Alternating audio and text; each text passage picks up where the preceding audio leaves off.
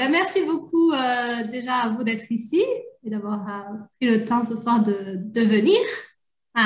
Donc oui, pour ceux qui ne me connaissent pas, je suis l'admin du groupe professionnel que j'ai commencé il y a quelque temps. Et avec Cynthia, on est aussi les admins des groupes pour parents. Donc, je ne sais pas si vous avez vu le groupe pour parents. Donc, on est l'admin aussi dessus. Euh, ouais, donc, le groupe pour professionnels n'a que des professionnels et j'essaie de m'assurer que les gens connaissent la formation, parce que c'est vrai que c'est beaucoup sur la formation. Le groupe pour parents, on autorise les professionnels et les parents à venir et on autorise les professionnels à vraiment aider les parents. Donc, n'hésitez pas à y rentrer et à donner des astuces pour les parents si vous voulez. Tu vas ajouter quelque chose, Cynthia, sur le groupe? Non, juste pas trop de pub entre guillemets, pour pas que les parents soient noyés. Enfin, voilà, on peut faire de la pub mais avec modération. C'est juste que, voilà, parfois les parents peuvent se dire, mince, il n'y a que de la pub, on nous aide pas. Enfin, voilà, c'est Hmm. juste. Hmm.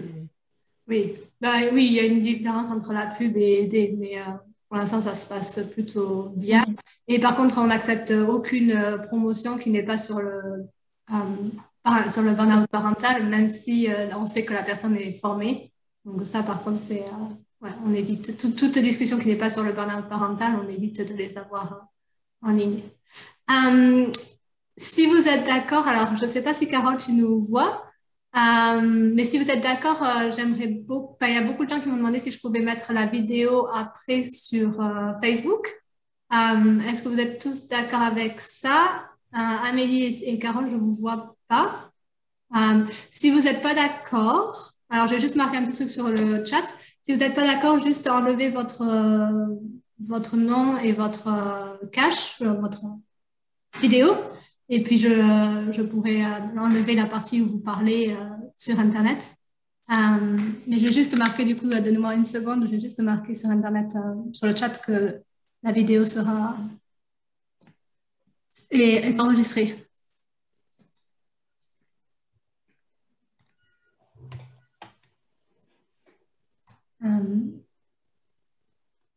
OK. Ah, Amélie, je te vois. Ah, cool. Ah, Belgique encore. Oh là là là là.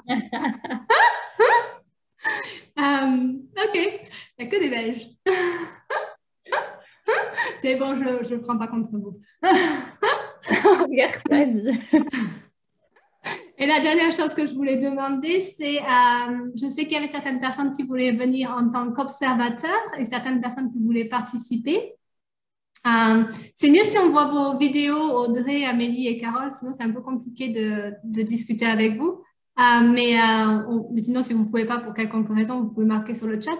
Mais qui c'est qui sera observateur et qui c'est qui sera participant? Alors, Geneviève, tu seras... Ah, désolée, on ne t'entend pas. Oui, observatrice ce soir. Ouais. Observatrice, OK. Moi, je vais être participante. OK. Moi, Noël, participante. Noël Moi, je serai participante. participante. Oui. OK. Euh, Ah, Mélanie, je sais qu'elle sera observatrice, pardon. Mélanie est mon amie depuis que j'ai 2 ans. Ah, Donc, c'est chouette. c'est chouette. J'en ai de la chance. Bon, elle me déteste que je sois partie en Australie, mais bon, elle doit faire avec. Amélie, tu seras... Ah, on t'entend pas. On va dire participante comme ça et observateur. Oh non, ça fait pas une... Enfin, connecté maintenant sur mon laptop. Bonsoir tout le monde. Mais écoute, moi j'avais dit que je serais observatrice dans la mesure où je viens de terminer la formation, donc je n'utilise pas encore les outils. OK, Mais pas de souci. Euh, Bonjour, alors c'est Sozik. Swazik, c'est ça. Bonsoir à toutes. Bonjour, Bonsoir. bonjour. Tu seras observatrice. Pardon, je passais juste sur si les gens voulaient être participants ou observatrices. Alors, je dirais peut-être plutôt aussi observatrice parce que même si ma formation date un petit peu, j'ai pas trop encore eu l'occasion de la mettre en pratique. Pas de souci. Audrey, tu seras participante. Alors, Audrey, je vois que tu as marqué merci. Observatrice. Et Carole, observatrice. Il y a pas mal d'observatrices du coup. Ok, bon, ben, vous allez devoir parler, les observatrices sont là. Hein. Dommage. Je disais avant que vous arriviez que la vidéo a été demandé si c'était possible de la publier sur Facebook. Donc, si vous avez un problème de confidentialité ou de privé, privacy, mais là, ne suis pas, aide-moi. De vie privée. De privé? De privé? Vie privée, confidentialité. Bon, voilà. Mettez-vous en noir et changez votre nom et puis après, je pourrai éditer la partie où vous parlez si vous souhaitez. Elle sera publiée dans le groupe que tu gères, c'est ça? Oui, voilà. Oui. Voilà. Est-ce que vous avez des questions avant qu'on commence? Alors, je ne sais pas si vous avez tous vu comment je pensais faire la réunion. Vous avez des questions ou pas? Non? Donc oui, la réunion, je pensais faire chaque personne qui veut participer explique ce qu'est son parcours sur le parental dans la route, quand c'est qu'elle a commencé, etc. Et après, explique son point fort et son point faible. Et puis, qui veut, même les observatrices, par contre, là-dessus, vous pouvez aider, qui veut après aide sur le point faible. Sur le point fort aussi, si on veut, hein. Mais l'idée, c'était plus d'aider sur les points faibles. Est-ce que ça fait sens? Ouais. Oui, parfait. Cool. Et je mettais aussi, j'avais dit sur le côté, pour ceux qui viennent d'arriver, de marquer d'où vous venez. Pour l'instant, Mélanie, il n'y a que des Belges. On est un peu les voisins du centre du burn-out parental de l'Institut d'Isabelle et de Moira. Et donc, la plupart d'entre vous ont pu assister à des choses avec Isabelle et Moira ou pas vraiment? Oui. Ah, ok. Avec le confinement, perso, moi j'ai tout fait en ligne. Ah, ok. Ok. Cool. Mais il y aura un séminaire, hein, comme vous savez sans doute, sur les émotions à Namur début février. Oui. Je ne sais pas si vous êtes inscrits. Oui. Merci de nous le rappeler. Vrai. Super, merci de nous le rappeler. Ok, peut-être qu'on va commencer. Et les observatrices, peut-être qu'on va commencer par vous, en fait, juste pour dire où vous en êtes, avant qu'on commence par les participantes, juste pour que chaque observatrice puisse un peu dire ce qu'elle recherche à savoir aussi de la réunion. Donc, la première observatrice que j'ai, c'est Geneviève. Alors, je vais tous vous mettre en mute pour l'instant. C'est pas en mute, c'est en silence. Je vous empêche de parler. Si j'y arrive. Et oui, Geneviève, vas-y. Oui, j'y vais. Je t'entends plus. On t'entend plus. Ok. Oui, voilà, je me présente. Pour faire très court, j'ai été institutrice en maternelle en pédagogie Steiner pendant 15 ans. Et il y a 4 ans, j'ai fait un virage à 180 degrés en me formant chez Virage à Louvain-la-Neuve en thérapie brève systémique et stratégique. Et j'ai fait tout un parcours aussi des modules concernant la famille, les adolescents, les parents, le couple, etc. Et puis, j'ai voulu compléter tout ce bagage avec la formation en ligne d'Isabelle Rosquin et de Moira. Donc, je viens d'être certifiée en fin août, début septembre. Donc, je n'ai pas encore utilisé les outils, effectivement, de la formation sur le burn-out. Et ton but sera de l'utiliser dans comment? Alors donc, justement, moi, je voudrais vraiment me spécialiser en coaching parental et burn-out parental. Et donc, là, avec le confinement, j'ai commencé à ouvrir mon cabinet chez moi début du printemps. Mais bon, ça met du temps, hein, bouche à oreille. Donc, je n'ai pas encore vraiment de patients. Et donc, je vais toujours continuer ma thérapie bref, effectivement, mais combiner les deux. Mais c'est vrai qu'il y a des outils très intéressants dans la formation en ligne que j'utiliserai, comme la balance, certainement. Et ce qui m'intéresserait beaucoup, donc il y en a peut-être qui seraient partantes, c'est d'animer les groupes à deux. Ça m'intéresserait beaucoup. Ok. Pour trouver un lieu et une partenaire pour animer un groupe de parents. Ça me motiverait énormément. Voilà. Ok.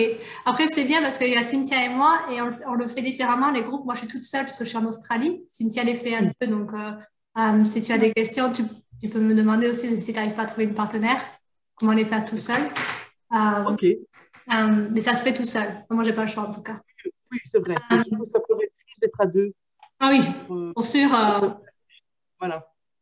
Surtout Oui. pour des parents qui sont en difficulté, une gère le groupe, une peut peut-être être plus attentive à un parent qui est en détresse, par exemple, ou être en co-construction créative à deux, ça peut être intéressant, ou le faire seul, effectivement. Pour sûr, c'est mieux à deux, je le sens. Oui, oui, je Ouais. pense. Euh, Super, ben merci beaucoup. La prochaine que j'ai, c'est Mélanie. Alors, je vais me couper, hein. Merci. Alors, bonjour. Je ne vais pas parler trop longtemps parce que j'ai des enfants qui dorment et j'ai pas de bureau, donc c'est un peu compliqué. Donc, du coup, moi, je suis éducatrice de jeunes enfants. Ça fait maintenant 6 ans que je pratique. Et là, je me suis formée au burn-out parental parce que je l'ai moi-même vécu pour ma première grossesse. Ça a été donc assez compliqué d'être seule et de ne pas oser en parler. Et donc, du coup, je me suis dit qu'il fallait aider les parents en difficulté. Donc, c'est pour ça que je me suis formée et ça colle parfaitement avec mon métier. Donc, du coup, là, je travaille à temps partiel et sur les 20% donc, qui me restent, je vais essayer de me lancer en coaching, en accompagnement donc, des parents en burn-out parental. Et ça sera pour le début d'année prochaine. Voilà, donc je suis preneuse de tous vos conseils et je suis grandement à votre écoute. Voilà. Et ça, c'est sûr, c'est toujours à l'écoute. Merci. Merci beaucoup. La prochaine que j'ai, c'est Amélie. Donc, bonsoir à toutes. Moi, j'habite à Waterloo, en Belgique. Alors, je travaille dans les ressources humaines dans le secteur public depuis 20 ans et depuis 3 ans, je fais du coaching. Je me suis formée en Suisse et en Belgique. Et au cours de ma pratique, en activité complémentaire de mon temps plein, j'ai remarqué que j'avais pas mal de parents en épuisement parental et que je touchais dans l'accompagnement que j'offrais à beaucoup de caractéristiques qui pouvaient être regroupées sous la bannière du burn-out parental et de l'épuisement. Donc, il y a tout ce qui est arriver à se mettre soi d'abord, prendre soin de ses propres besoins, arriver à déléguer, la confiance en soi, la communication non violente, on touche à la méditation aussi. Enfin, voilà, c'est toutes des choses que j'ai retrouvées dans la formation d'Isabelle et de Moira, du coup, que je viens de terminer au mois de septembre, début octobre. J'ai adoré cette formation, j'aurais rêvé qu'elle se passe en présentiel, mais voilà, j'ai pris ce qu'il y avait, je suis ravie. Je vais donc au séminaire là, à Namur sur les émotions au mois de février prochain. Et donc voilà, donc j'ai pas encore commencé à utiliser les outils, on en a reçu beaucoup. Et donc c'est vrai que j'ai été intéressée pour ce soir d'un peu entendre comment certaines personnes déjà les utilisaient.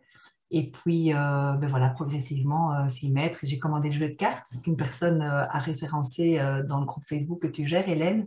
Le jeu de cartes, j'ai beaucoup de mal à trouver, mais que j'ai réussi à commander en Belgique. Le nom m'échappe. Et puis, j'ai fait imprimer aussi, enfin, c'est chez l'imprimeur pour l'instant, les cartes de Moira et d'Isabelle, les faire plastifier pour pouvoir les utiliser aussi sur la balance. Voilà, donc je suis aux prémices de l'accompagnement, j'ai envie de dire, qu'enseigné dans la formation. Voilà. Du coup, je vais te poser des questions. Du coup, quand tu disais que tu as vu tes patients avoir de l'épuisement parental, c'était en quelle année? Mais là, ça fait depuis 3 ans que je fais du coaching. Alors au début, j'ai fait du coaching assez général. Donc les gens venaient pour une réorientation professionnelle, ils venaient parce qu'ils avaient des problèmes de confiance en eux, ils n'arrivaient pas à rebondir après un deuil ou une séparation, un divorce, donc pour des problèmes d'addiction. Donc ça, j'accompagne les gens par le coaching vraiment. Donc et c'est vrai que il y a des gens dans ma clientèle, je me suis rendu compte que c'était vraiment de l'épuisement parental. Ils couraient tout le temps, ils étaient épuisés. Bon, après, en tant que coach, je dois toujours bien vérifier s'il n'y a pas quelque chose à traiter avec un psychologue ou un médecin, parce qu'on signe une charte éthique, parce que notre boulot de coach a clairement des limites, et donc je fonctionne souvent en partenariat avec des psychothérapeutes, des psychologues et ou des médecins, ça c'est clair, quand je sens qu'il y a quelque chose à soigner. Et le coaching peut se faire en parallèle. Mais il faut bien faire attention à qui on a affaire parce qu'effectivement, je ne suis ni médecin ni psychologue. C'est important. Ok. Et c'est hyper intéressant de voir que tu as vu qu'il y avait de l'épuisement parental, parce qu'ici en Australie, les gens, ils n'en parlent même pas de l'épuisement parental. Les gens qui viennent me voir me disent toujours, on croyait que j'avais de la dépression, adrénaline fatigue, des fatigues grandes. Fatigue chronique. Ouais, des symptômes qui sont voilà. posés. Moi, j'ai beaucoup de ça, mais j'ai peu de gens qui... Donc, c'est bien que même sans la formation, tu étais capable de le voir. Oui, on le remarque parce qu'on sent qu'il y a un épuisement, alors on cherche un peu et puis on se rend compte que ce n'est pas spécialement lié au boulot et puis on voit qu'il y a les fameux critères qu'on a étudiés dans la formation et donc puis on voit que ça prend sa source dans le rythme de vie plutôt familial et parental et puis il y a des situations aussi de famille monoparentale qui sont vraiment pas faciles à gérer et quand ce sont tous ces éléments-là qu'on retrouve lors de séances de coaching, on se dit tiens, voilà. Et c'est pour ça que moi j'ai eu besoin, parce que je passe par là, j'adore étudier, j'adore apprendre, et donc j'ai eu vraiment besoin de faire cette formation-là. Et donc maintenant, en fait, de mon coaching plus généraliste, je tends à aller vers un coaching plus ciblé, même si j'accueille encore tout motif de parcours de coaching qui m'est demandé. J'aimerais quand même me diriger vers l'accompagnement de femmes en particulier. Alors, si je devais mettre une tranche d'âge, je dirais entre 30 et 50, quelque chose comme ça, et qui sont en épuisement parental ou dans une transition de vie. Et donc là, je trouve sur des que j'ai déjà fait qui peuvent être, ça peut être la maternité, ça peut être une séparation, ça peut être un deuil, ça peut être un changement de boulot. Voilà, donc il y a ces deux aspects. Il y a l'épuisement ou la transition de vie. Ça, c'est les deux mots-clés chez moi en tout cas. Ok, super. Merci pour ton explication. Et je vois sur les posts, pardon Mélanie, je viens juste de voir ton commentaire. Je vois sur les commentaires qu'il y a des gens qui demandent de quel jeu de cartes tu parles. Je vais vous le retrouver. En fait, c'est une des personnes qui, dans ton groupe Facebook, avait mentionné un outil. Je l'ai commandé, je l'ai reçu il y a une semaine. Je l'ai ouvert, j'ai regardé, mais je ne l'ai pas encore utilisé. Et elle avait dit, ça c'est très bien, je l'utilise. Du coup, moi, j'ai pas mal cherché sur Internet comment le trouver parce qu'il était en vente dans le sud de la France pour finalement découvrir qu'il était disponible dans la librairie au centre de Waterloo. Donc, j'étais ravie d'email en email. On m'a dit, ah, mais là, c'est un des revendeurs. Donc, j'ai même pas dû me le faire livrer du sud de la France. Donc, c'est top. Je vais vous le trouver dans un instant, je vous le poste. Je m'en souviens, mais je me souviens plus du nom. Tu t'en souviens, Cynthia, du nom ou pas? Non. Je vais vous le mettre. Pas de souci. Quelque chose comme ça. Je vais vous le mettre, je cherche sur mon Facebook, je le trouve tout de suite. Pas de souci. Merci. La prochaine personne que j'avais en observateur, c'est Sozik. Alors, j'espère que je dis le nom bien. Donc, Swazik, c'est breton comme prénom. Oui, c'est très dur à dire. Donc, moi, je suis psychologue clinicienne. Jusqu'en décembre dernier, je travaillais en institution et depuis, mais plus versant personnes âgées. Et depuis janvier, là, je suis totalement en libéral. J'ai un cabinet où je vois des enfants, des adolescents, des étudiants, des adultes, tout âge. Et donc, quand j'ai fait ma formation au mois de janvier, c'était pour avoir d'autres cordes à mon arc dans les choses à proposer. Je suis aussi hypnothérapeute. Donc c'était pour parfaire ma formation et comme vraiment les enfants est quelque chose qui m'intéressait depuis mes études et le monde du travail a fait que j'ai dû laisser ça de côté un petit peu. Voilà, je me suis formée à ça, mais pour l'instant dans ma patientèle, j'ai pas forcément eu de demande là-dedans alors que ça apparaît sur mon compte Doctolib que je suis formée là-dedans et là en fait j'ai eu ma première demande la semaine dernière. Donc ça commence à s'ouvrir. Après, sinon, j'avais eu une demande juste avant l'été, mais c'était pour animer un groupe. Et en fait, apparemment, on est 3 dans la région à être formés. Et bon, j'ai pas été retenue. C'est quelqu'un d'autre qui a été retenu pour animer ce groupe. Mais voilà, ça se débloque un petit peu. Et donc, si justement, je me suis intégrée à la réunion de ce soir, c'est pour continuer à échanger sur ces pratiques que je trouve intéressantes. Et puis, échanger sur comment on utilise les outils. Parce que moi, j'ai pu les utiliser aussi dans d'autres domaines qui sont très intéressants. Cette balance bénéfice-risque, c'est quelque chose que j'utilise très régulièrement là dans ma pratique. Voilà. Et du coup, quel était le groupe qui c'est qui avait fait la demande pour le groupe? C'était la CAF. Ah, ok. Qui a proposé ça, de ma région, qui a proposé ça. C'était pour un secteur bien particulier.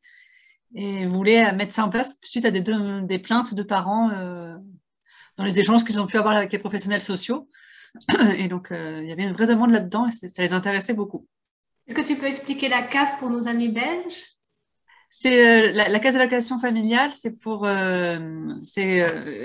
un organisme qui donne qui est auprès des personnes en difficulté financière ou en difficulté financière pour apporter un soutien quand ils le peuvent.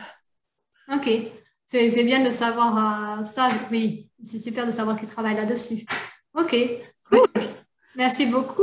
Voilà, et aussi, oui, je mettais, après, en jeu, ça n'a rien à voir, je pense, avec le jeu dont vous parlez, mais moi, j'utilise le jeu Dixit. Je ne sais pas si vous le connaissez. C'est un jeu, en fait, de société où ce sont des images très, très vagues, parce que c'est totalement dans l'imaginaire des contes. Et moi, j'utilise souvent ça, par exemple, pour demander les gens, votre confiance en vous, ça serait quelle image, pour mettre des concepts en images et leur permettre de prendre du recul. J'utilise beaucoup ce jeu. C'est vrai, il y a ça aussi dans les outils qui sont utilisés dans la formation.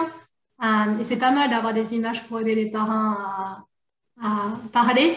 Et je trouve que pour certains parents, alors je ne sais pas ceux qui travaillent déjà avec eux, mais pour certains parents, ils veulent l'image parfaite qui représente exactement ce qui se passe pour eux, et du coup, ça les énerve, ils sont là, non, il n'y a pas d'image. C'est pas grave, c'est juste pour vous aider à vous exprimer. Donc, c'est intéressant. Voilà, et justement, ce qui est intéressant dans Dixit, c'est que c'est vraiment des choses très abstraites. Ça ne va pas justement être quelque chose de...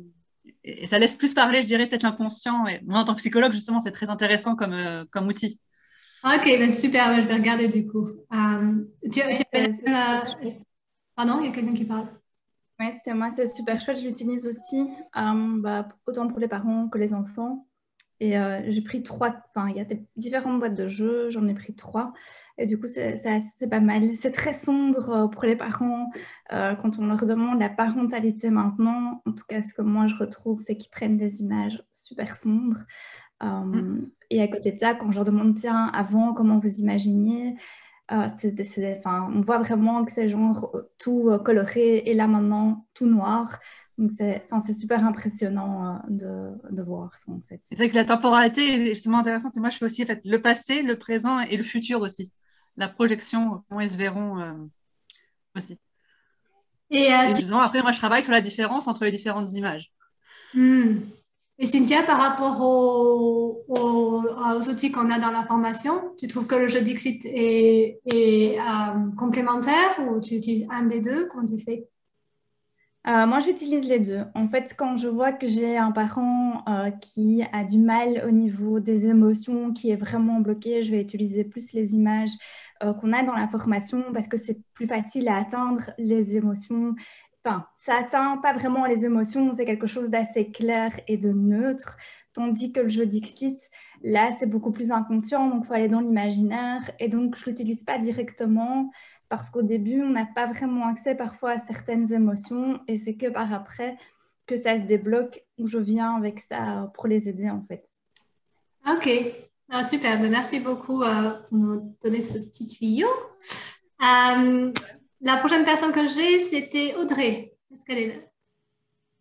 Alors, je ne la vois plus, Audrey. Elle est là ou elle n'est plus là? Non. Pas grave. Je pense qu'elle a sûrement un problème de connexion. Donc, la prochaine, c'est Carole. Oui, bonsoir. Moi, je ne peux pas mettre ma caméra, désolée. Pas de souci. Donc, je suis psychologue clinicienne depuis 1 an. Et l'année dernière, j'ai fait un DU sur la théorie de l'attachement. Et en parallèle, j'ai fait la formation burn-out parental, mais pour l'instant, je n'ai que très peu de patients et je n'ai pas encore eu l'occasion d'avoir des parents en burn-out parental. J'ai plutôt des étudiants en fait, donc c'est pas la même population parce que je démarre et voilà. Ok. Et du coup, tu voudrais continuer à le faire, ton plan sur le long terme, c'est? Oui, mon plan sur le long terme, ce serait la périnatalité. Donc, ouais. En lien avec la théorie de l'attachement, le burn-out, enfin tout ça, quoi. Oui, ok, super, super. Et alors, je me souviens plus où tu habites, c'est à J'habite à Paris. À Paris. Paris. Ah! Je suis la belge. Super. Et donc, je viens de voir qu'il y a Christelle qui s'est rajoutée. Bonjour Christelle, tu nous entends?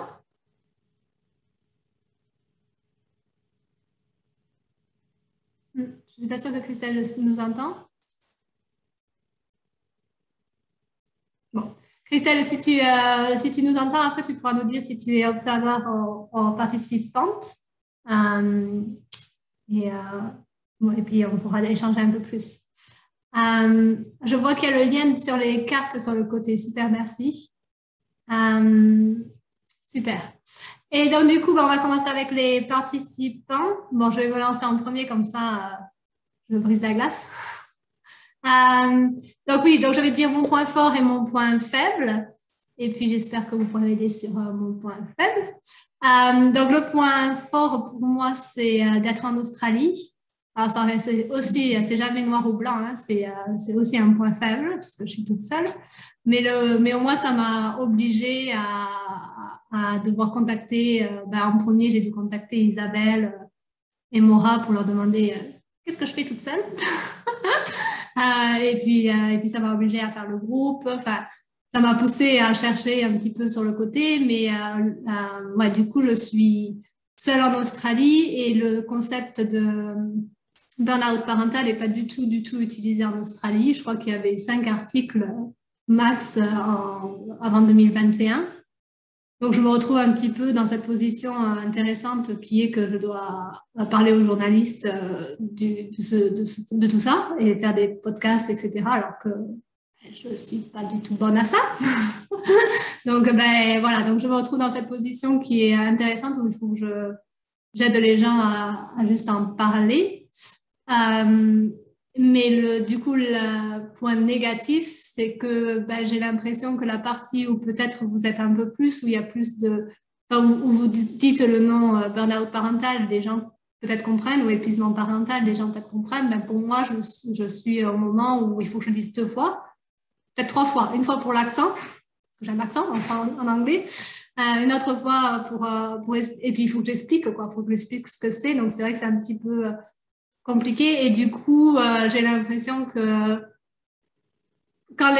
pour que les gens viennent faire une demande, il faut qu'ils entendent un terme plusieurs fois et il faut les pousser plusieurs fois. Et donc moi je suis au tout début et donc ça prend beaucoup de temps pour que les gens viennent me voir, mais je l'entends aussi chez vous, donc j'ai pas l'impression d'être si seule que ça aujourd'hui en tout cas.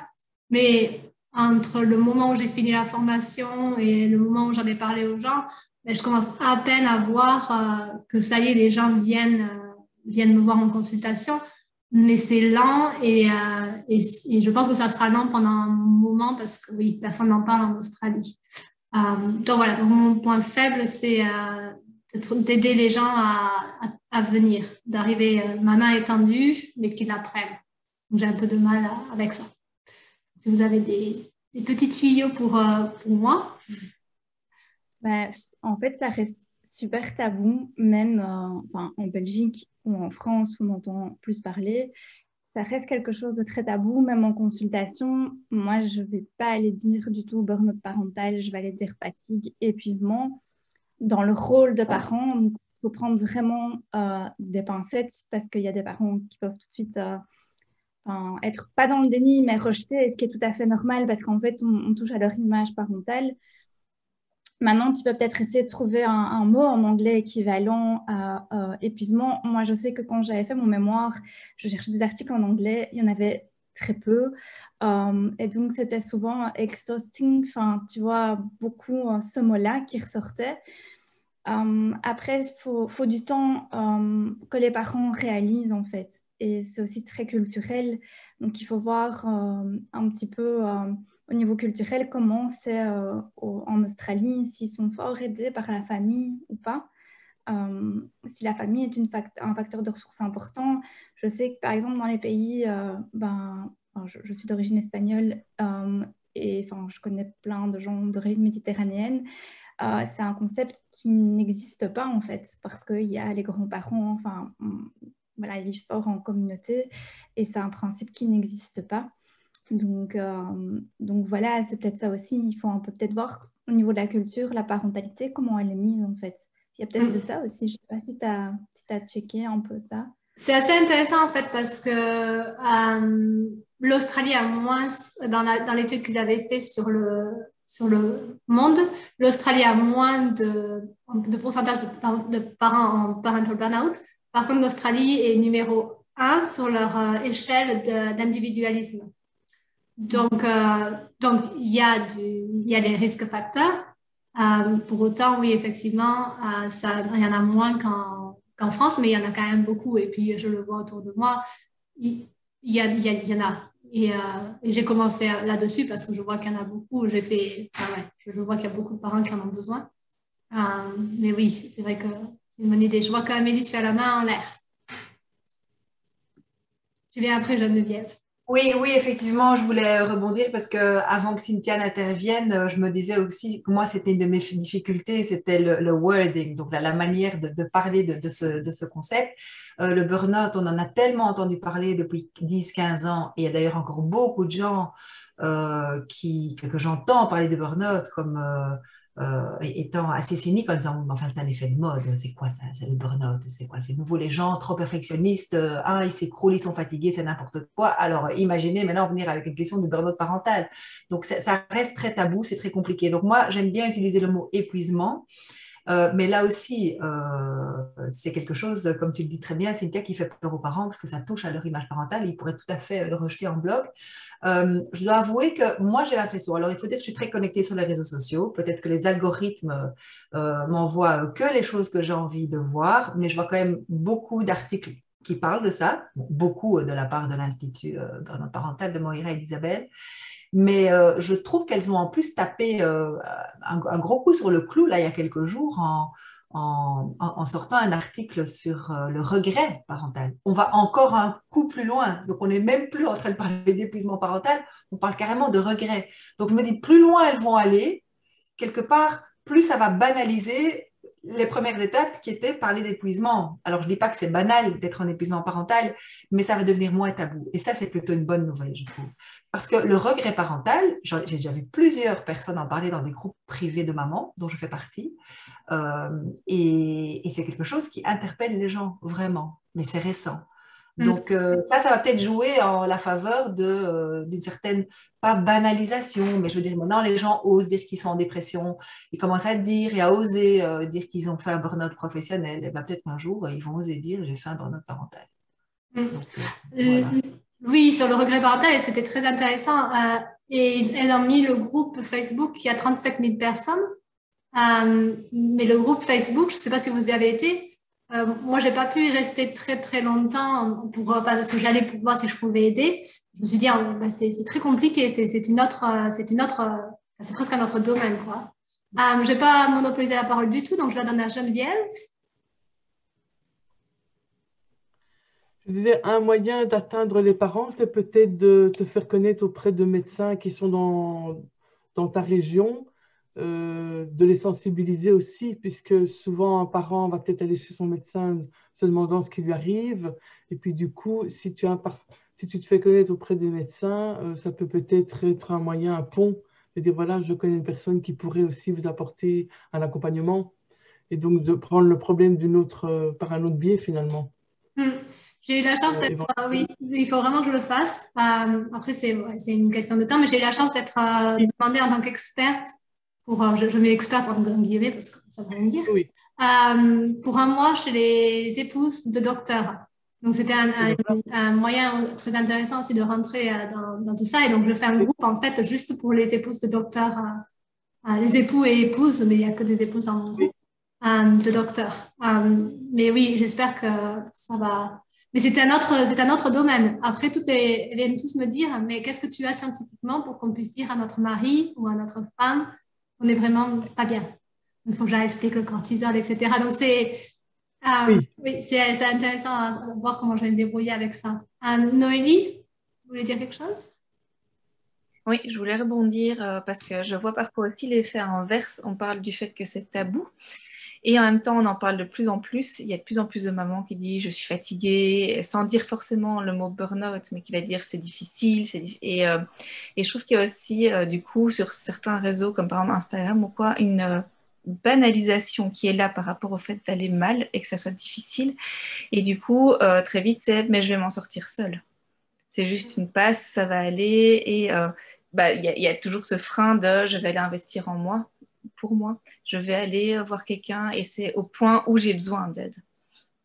Et ça, moi, je remarque quand même assez souvent où on va venir me demander des conseils, mais c'est juste comme ça va aller, je vais me débrouiller Et ça, c'est juste une étape, c'est normal. Ça, tu le ressens sur Instagram? Entre autres, mais aussi je le vois autour de moi ou dans les communications de certaines personnes. Je sens que le fait que ça aille mal, on le dit de plus en plus. Il y a de plus en plus, franchement, de choses qui se mettent en place par rapport. Il y a plein d'articles et en effet, entre autres avec Isabelle ou Moira qui ont fait énormément des podcasts super connus, qui ont fait des articles, etc. Et donc, il y a ce côté où je trouve que de plus en plus on ose dire que ça ne va pas, mais sans le prendre forcément très au sérieux. C'est normal, c'est la jeune enfance, etc. Je vais quand même pas aller, j'ai pas le temps de toute façon d'aller consulter quelqu'un, j'ai pas l'argent, voilà.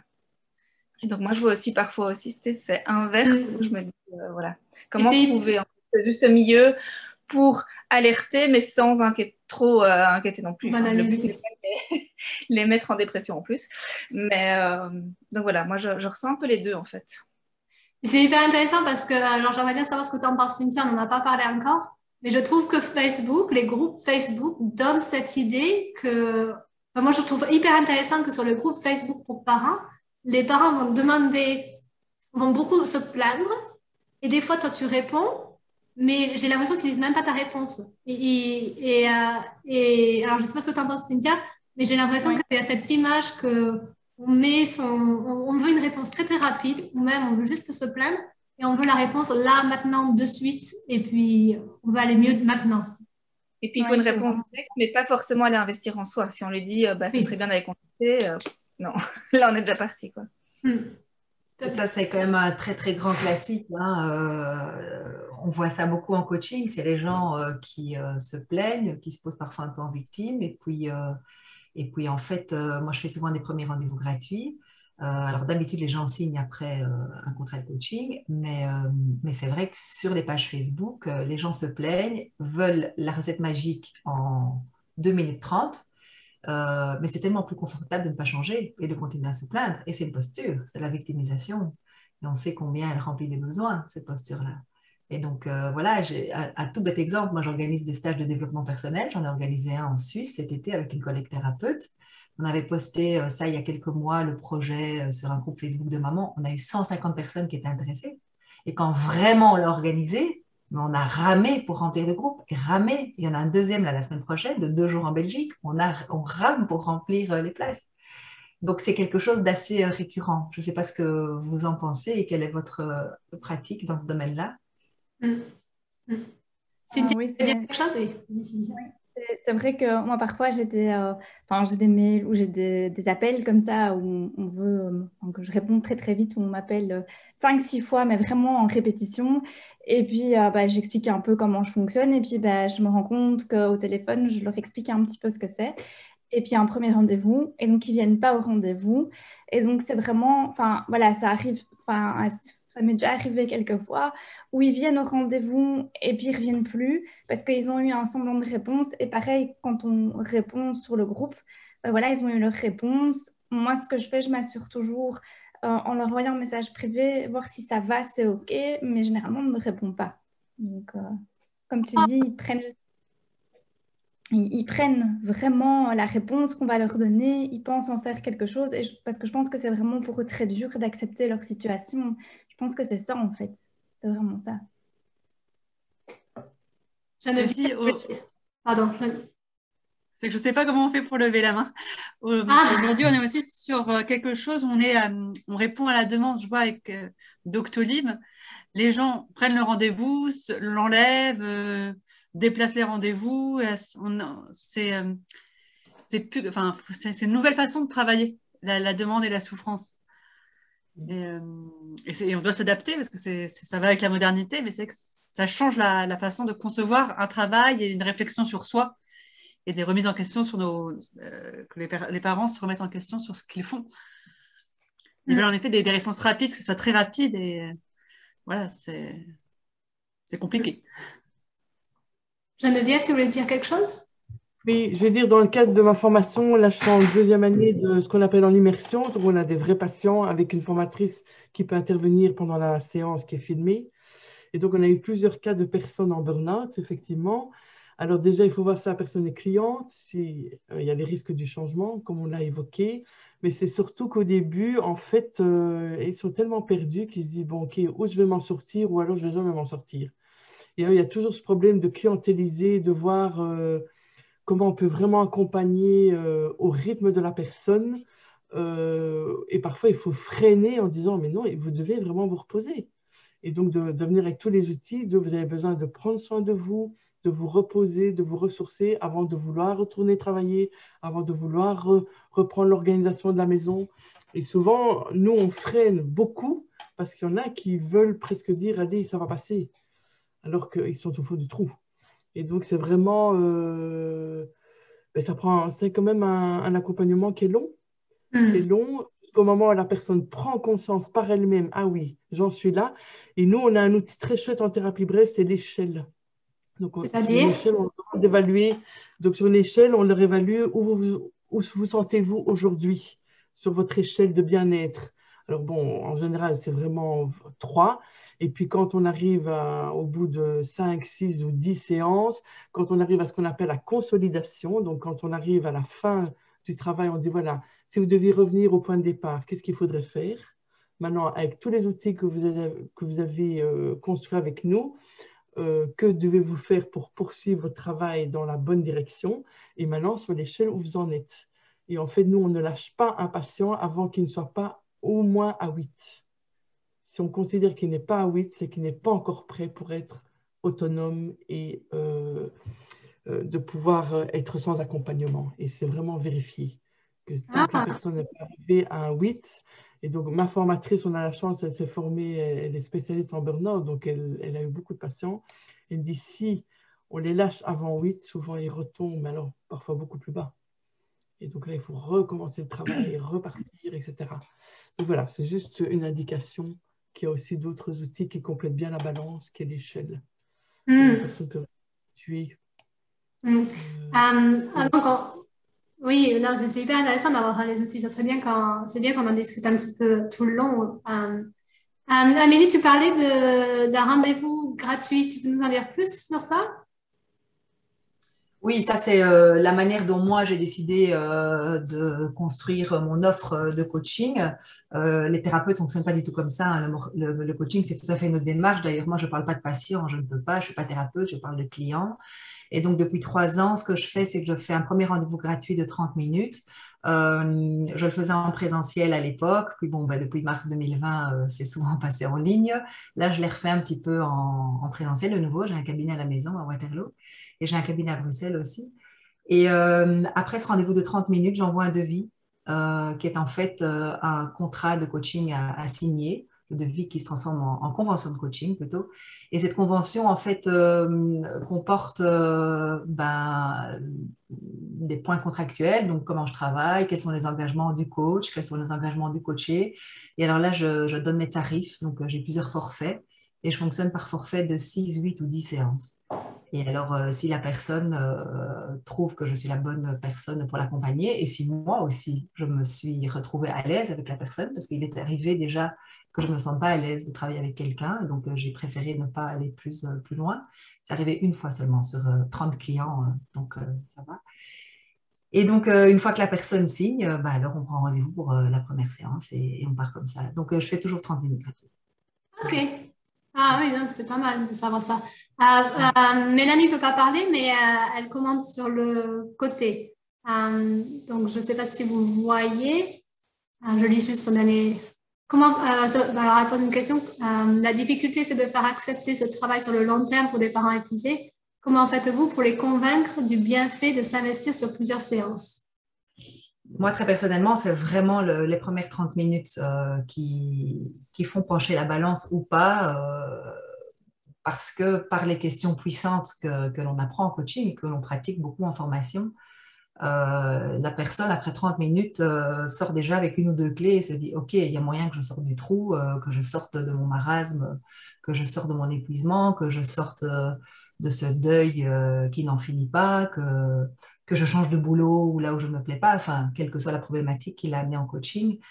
Pour moi, c'est vraiment les 30 minutes qui sont déterminantes, mais j'insiste évidemment sur le fait que ça ne va pas être un parcours de 3 séances. C'est bien pour ça que le parcours minimal est de 6. Après, les gens choisissent ce qu'ils veulent par rapport à leur budget aussi. Donc, évidemment, un parcours de 10 séances, la séance sera moins chère à la séance, à l'unité, qu'un parcours de 6.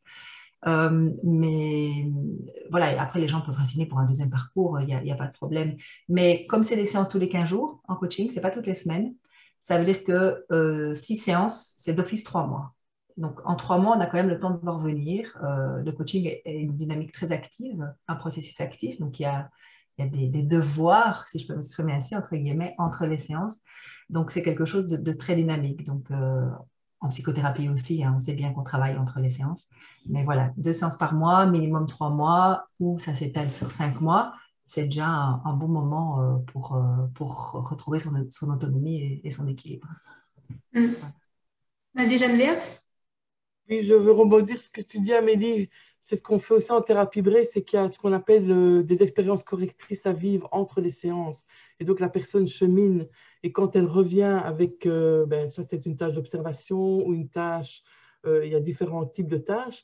Et effectivement, ils vont revenir, donc dans les premières minutes de la séance, on va revenir sur l'expérience correctrice qu'elles ont vécue et on va repartir de là. Donc, à chaque fois, ils ramènent du nouveau matériel, de nouveaux matériaux pour pouvoir reconstruire la séance suivante et ainsi de suite. Et je crois que c'est comme ça qu'en fait, les personnes aussi adhèrent finalement parce qu'on les fait travailler entre les séances, donc on ne les lâche pas. On leur dit, voilà, on ne vous lâche pas puisque vous avez quelque chose à vivre de spécifique.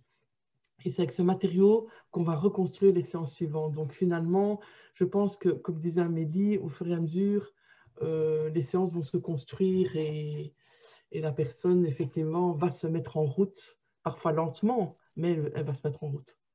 Moi, personnellement, j'ai eu la même question que ce que tu me demandais, Mélanie. J'ai les gens qui m'ont dit, mais pourquoi 8 séances? Tu ne peux pas me fixer en 30 minutes? Et j'ai eu cette question exactement comme ça. Et du coup, j'envoie souvent ce que c'est les 8 séances pour un peu plus expliquer ce qu'il y a dedans. Alors, il y a 2 façons. Des fois, j'envoie le titre.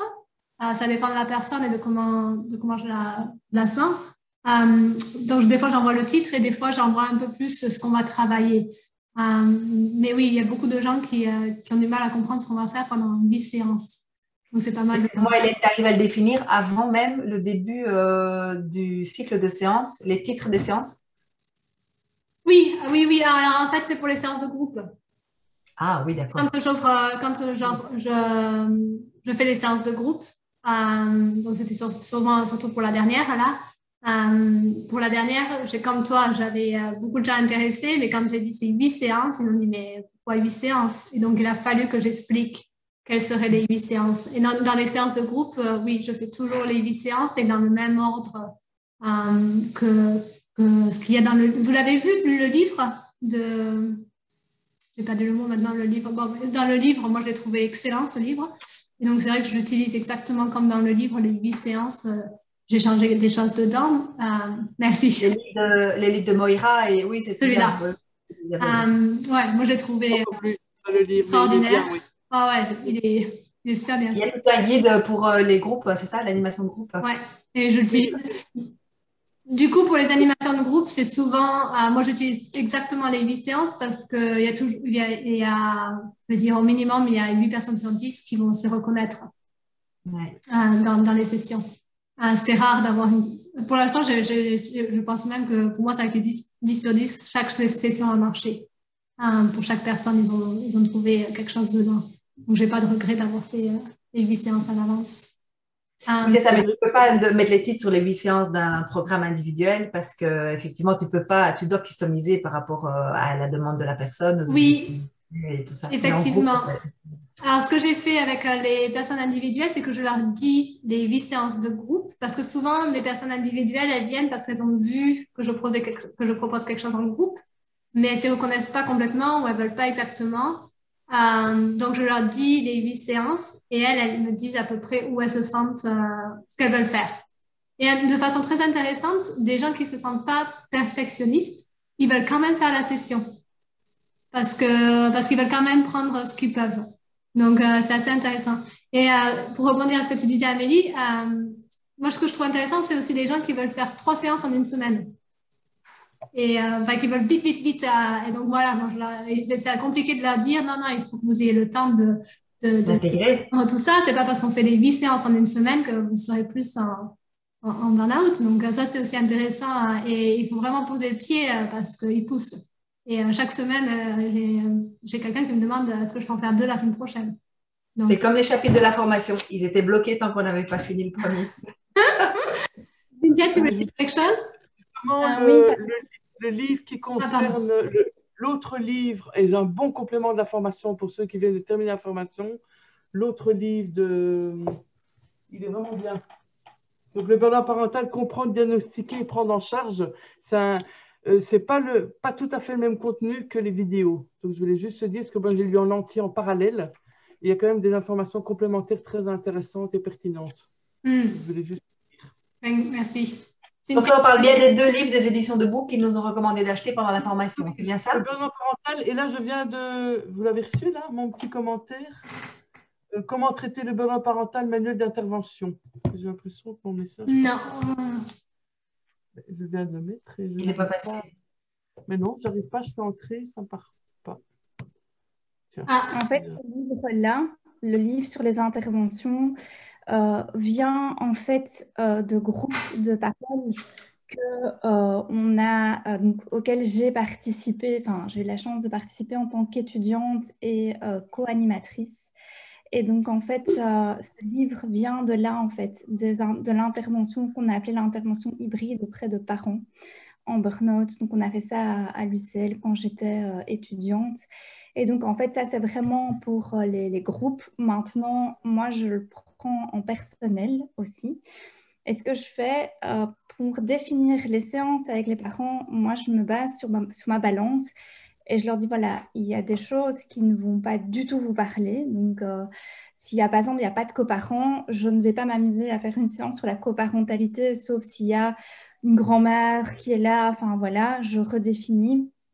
Sinon, il y a des séances que je ne fais pas parce que ça n'a pas de sens. Et du coup, je m'attarde sur plus de séances. C'est surtout ce que j'ai, c'est des séances sur la gestion des émotions. Là, c'est vraiment, en tout cas, dans ma pratique, c'est ce que moi, j'ai le plus. Donc, c'est celle-là qui va être, chez moi, durer. Mais je leur dis que normalement, il y a 8 séances, mais qu'en soi, ce n'est pas 8 séances, que ça prend du temps. Et je les freine aussi. Je leur dis souvent, la phrase, c'est... Voilà, vous allez récupérer de l'énergie, mais il ne faut pas la dépenser tout de suite. C'est un petit peu comme une jauge. Donc, on la remplit tout doucement, tout doucement, tout doucement. Et on ne dégage pas tout d'un coup. On fait petit, petit, petit. Donc, c'est ce que je leur dis. Toujours des bonnes images. Pour ceux qui n'ont pas encore... pardon, je ne sais pas comment le dire. Mais Cynthia est la personne qui a écrit aussi le livre pour enfants. Donc... voilà, quelqu'un. Et Cynthia était donc une des toutes premières à faire les groupes thérapeutiques. Donc voilà, si vous êtes comme moi, chapeau bas. Et donc, oui, on va continuer parce qu'on était toujours juste sur la première question. Donc, Cynthia, est-ce que tu es d'accord du coup pour participer et dire ton point fort? Alors, je suis sûre que tu vas en dire qu'un, mais tu en as des milliers. Et ton point faible?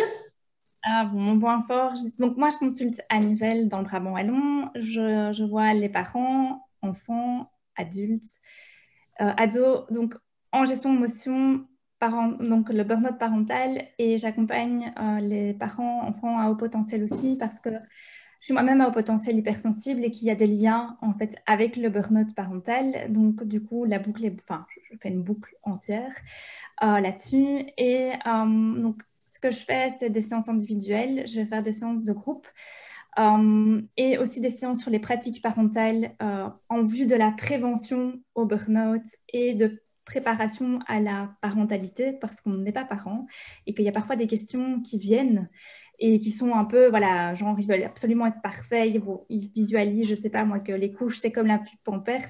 L'idée, c'est un peu de dégager tout ça. Et donc, mon point fort, moi, ce que j'adore, c'est la balance. Je dois dire que c'est le moment, entre guillemets, que je préfère avec le patient. Avec le parent, je trouve ça super chouette à faire. Mon point faible, je pense que c'est aussi parce que c'est un de mes points faibles, c'est la demande d'aide. Donc, je leur explique que c'est important de demander de l'aide, mais parfois, ils me posent des questions et j'avoue, je reste un peu, voilà, ah oui, effectivement, je ne sais pas comment faire. Enfin, voilà, ils expliquent dans la formation la demande d'aide, comment il faut que ce soit formulé, donc la communication non violente, le bon moment, tout ça. Mais parfois, les parents me disent, ben voilà, nous, on n'y arrive pas, comment est-ce que vous faites? Donc, ils me posent la question à moi. Et en fait, comme moi, je suis un peu nulle pour ça, je ne me sens pas, voilà, entre guillemets, enfin, allez, valide de leur donner un conseil parce que je suis nulle là-dedans aussi. Donc, comment donner un conseil à un parent alors que moi-même, je ne sais pas appliquer les propres conseils. Donc, voilà, c'est un peu compliqué cette partie-là pour moi, en tout cas. Hyper intéressant parce que ce matin, je disais à mon mari quel est mon point fort et mon point faible, tu penses? Il m'a dit ton point faible, c'est sûrement de ne pas être une maman. Et alors, moi, ça ne m'a pas du tout fait comme toi. Je me suis dit, bah, pas du tout, c'est pas parce que je ne le vis pas que je ne peux pas aider. Et donc, c'est intéressant, différentes vues. Mais je pense que c'est la question qui doit pas mal s'il te demande comment vous faites, tu vas te dire, mais oui, c'est mince, il me demande à moi.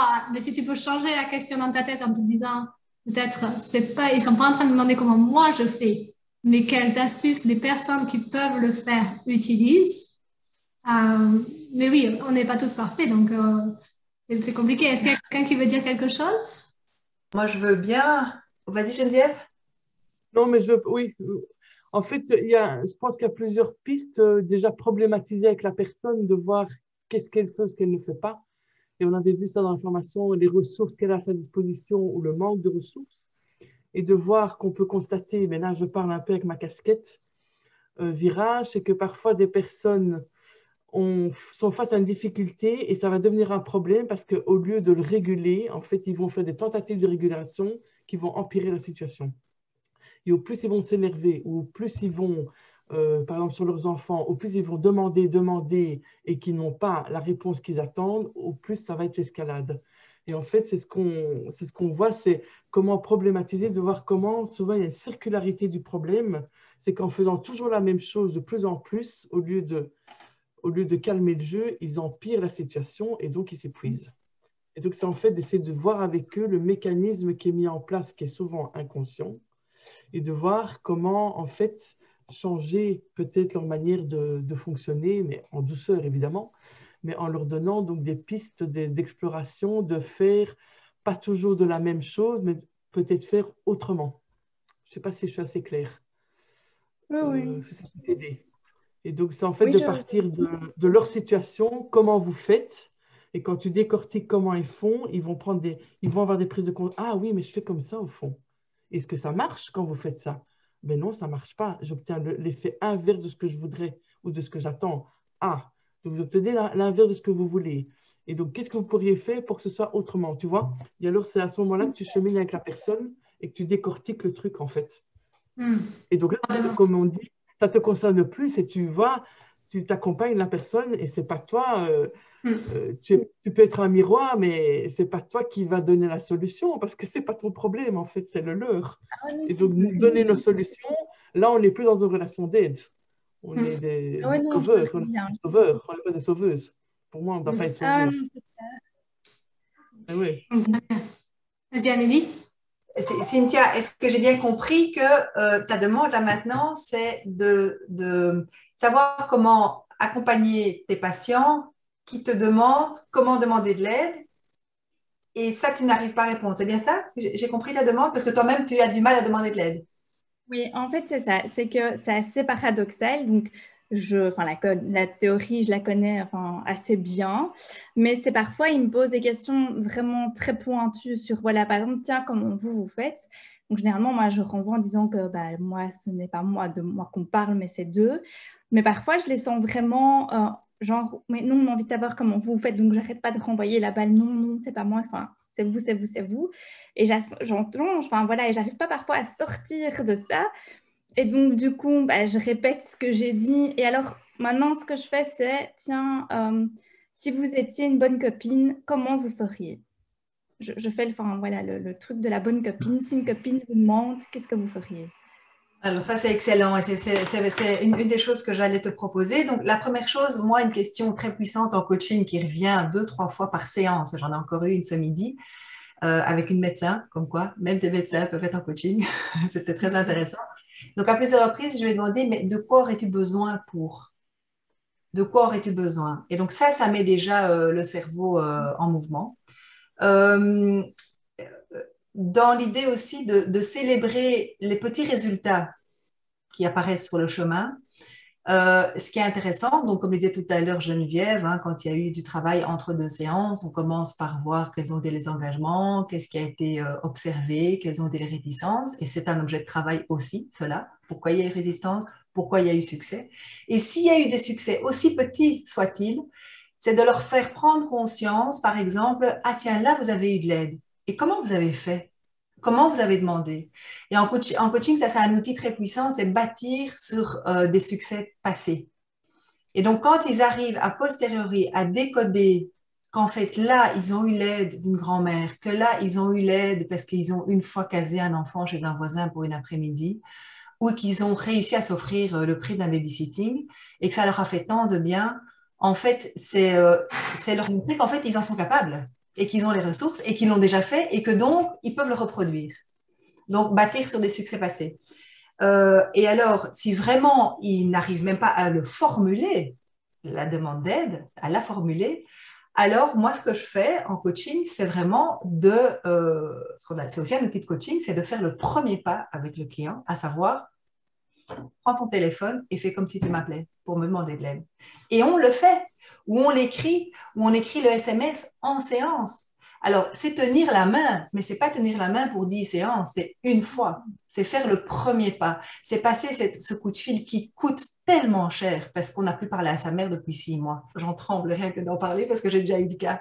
La personne était en rupture de lien et en séance, elle a appelé sa mère. Elle est tombée sur la messagerie vocale. La mère a rappelé 10 minutes après. C'était magique.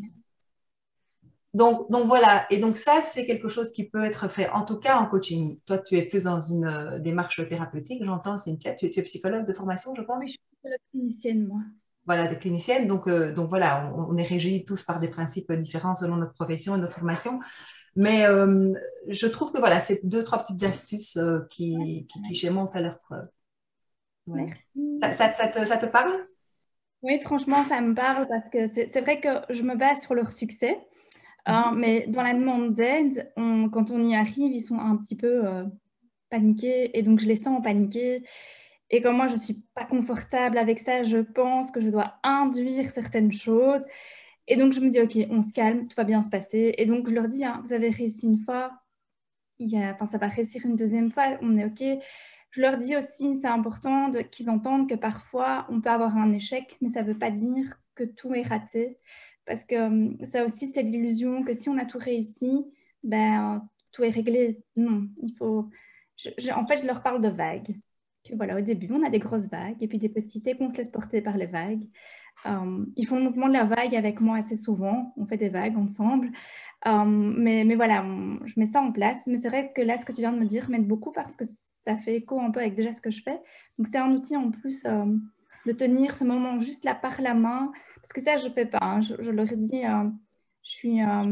je vais vous guider, mais c'est vous qui faites le travail, en fait, parce que c'est vous l'expert, ce n'est pas moi. Ça, je trouve que c'est important de dire aux parents que c'est lui l'expert et pas nous, parce que nous, ils nous voient comme en position vraiment supérieure, et ce n'est pas ça qu'il faut dire aux parents, c'est eux les experts.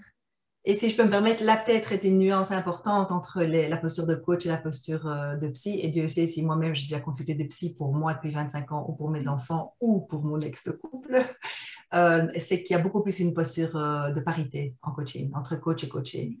On est beaucoup plus dans une posture de parité, alors que je pense que voilà, c'est traditionnel, c'est coutumier, j'en sais rien. La posture du psy, du médecin, il y a beaucoup plus un écart. Dernier petit point sur la demande d'aide, c'est peut-être à ce moment-là aussi qu'avec tes patients, tu peux aborder la CNV. Comment faire une demande? sans reproche, sans critique, sans utiliser le tu, t'es jamais disponible pour moi, toi, la grand-mère. Non, j'ai besoin, ça me ferait tellement plaisir. Mes enfants seraient heureux de... Enfin voilà, donc voilà, quelques principes de CNV, quel est le besoin qui cache parfois une communication qui part en vrille. Tout ça, ça peut aider, quoi. Voilà. CNV, communication non violente, pour ceux qui n'ont pas les outils encore, c'est un outil qui est donné dans la session... Je ne sais plus laquelle, moi je l'ai changé, je l'ai mis à la session 8. Non, à la session 7, je l'ai mis à la session 7. Je crois qu'elle était faite à la session beaucoup plus tôt. Oui. Mais je trouvais que la session où il s'était mis, il y avait trop de choses à faire. Et au premier groupe, je n'ai même pas pu l'utiliser parce qu'il y avait trop de choses à faire. Et du coup, moi, je l'ai mis à la session 7, dans la demande d'aide. Parce que effectivement, oui, je trouve que ça marchait bien là. Et on a bien plus le temps d'y travailler sur cette session que sur, je crois que c'était, bon, je ne sais plus, votre session. Noélie, parfait. Je voulais demander si une de vous trois voulait dire quelque chose. Donc, vas-y. Ce qui peut être intéressant aussi, c'est de savoir qu'est-ce qui font que les personnes sont réticentes à demander de l'aide à leur entourage. Et de les questionner sur cette absence de demande. Est-ce que c'est parce qu'ils sont en froid et donc là, c'est autre chose? Est-ce que c'est parce qu'ils ont peur de recevoir un non? Aussi, parce que voilà, parfois, ils pensent qu'en demandant, voilà, ou est-ce que c'est une marque de faiblesse aussi de leur part? Voilà, c'est aussi voir voilà, qu'est-ce qu'il y a derrière cette demande d'aide à quelqu'un de leur famille. Et ça joue aussi justement sur la question des rôles qu'ils ont pris, par exemple, tout au long de leur vie, dans leur fratrie, vis-à-vis de leurs parents, ou même parfois vis-à-vis de leurs conjoints. Voilà. Quel est leur rôle dans la famille? Il y a ça. Après, il y a aussi, donc, en effet, le fait qu'ils se questionnent sur le fait que si vous aviez votre meilleur ami qui venait vous voir, voilà, qu'est-ce que vous lui diriez pour prendre ce recul? Ou parfois, ce qu'on utilise aussi en hypnose, c'est l'ami de John. C'est-à-dire on fait des fausses anecdotes. Ce n'est pas des anecdotes qui nous concernent nous, mais c'est faire des anecdotes pour que les personnes puissent voir plus concrètement de quoi il s'agit. Est-ce que tu peux l'écrire dans le chat parce que je ne connais pas du tout. Je ne sais pas comment l'écrire. C'est comme ça, l'ami de John. Ah, ok, l'ami de John. Voilà. C'est un peu le même principe en fait que la pomponnette. Je ne sais pas si vous connaissez le film de Marcel Pagnol, la femme du boulanger. Enfin, c'est ce qu'on nous donne comme exemple dans la formation en hypnose. Et dans la femme du boulanger, et en fait, si vous tapez pomponnette sur YouTube, en fait, à un moment donné, le boulanger, il y a sa femme qui, après l'avoir trompé toute la journée avec un autre homme, revient à la maison. Et aussi, il y avait la petite chatte de la famille qui s'était aussi éloignée. Et quand elle revient, au lieu d'incendier de tous les noms sa compagne, il va incendier l'animal. Et en mettant ça sur quelqu'un d'autre, en fait, ça permet aussi à la personne de comprendre qu'est-ce qui peut ne pas aller chez elle ou questionner chez elle les choses, mais à travers une autre personne. Je ne sais pas si c'était très clair.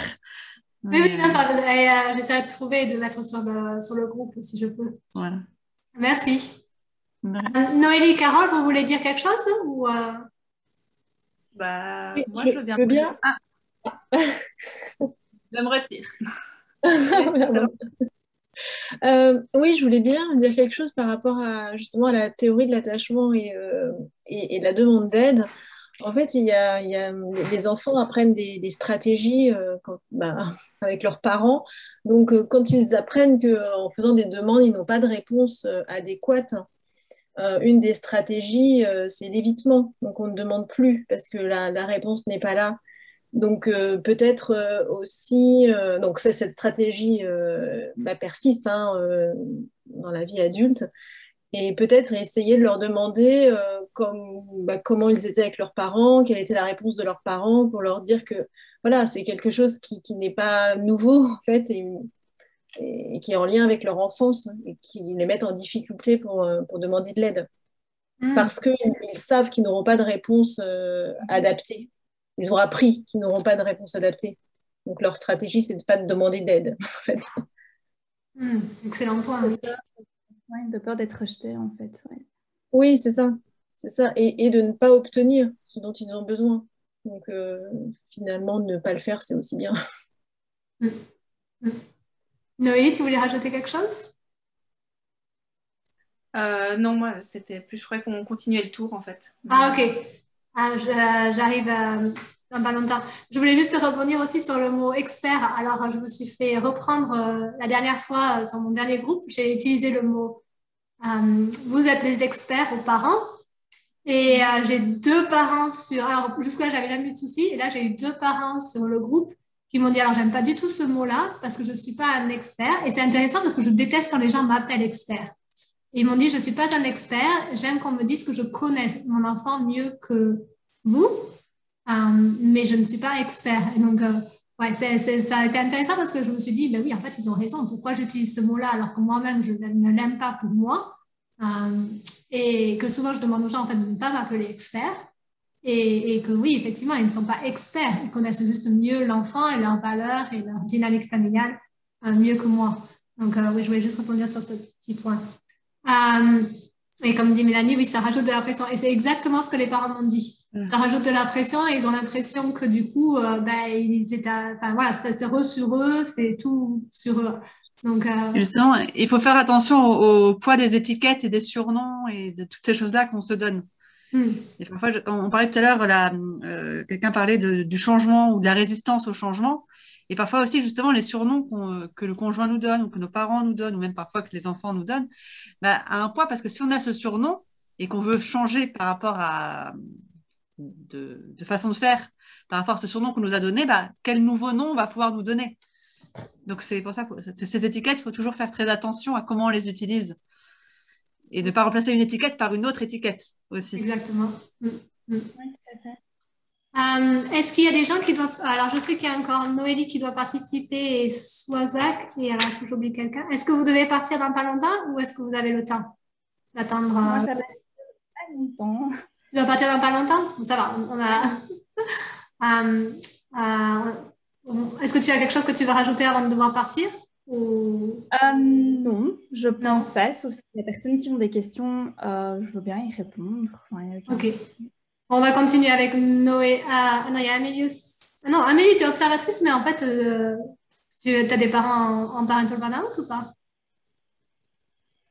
On n'a pas dit Amélie. Je me suis perdue. Et Noélie, tu veux commencer du coup à discuter de ton point faible et de ton point faible? Je vais commencer par me présenter. Donc, moi, c'est Noélie. Je suis coach de vie principalement pour les mamans et spécialisée donc, dans le burn-out parental.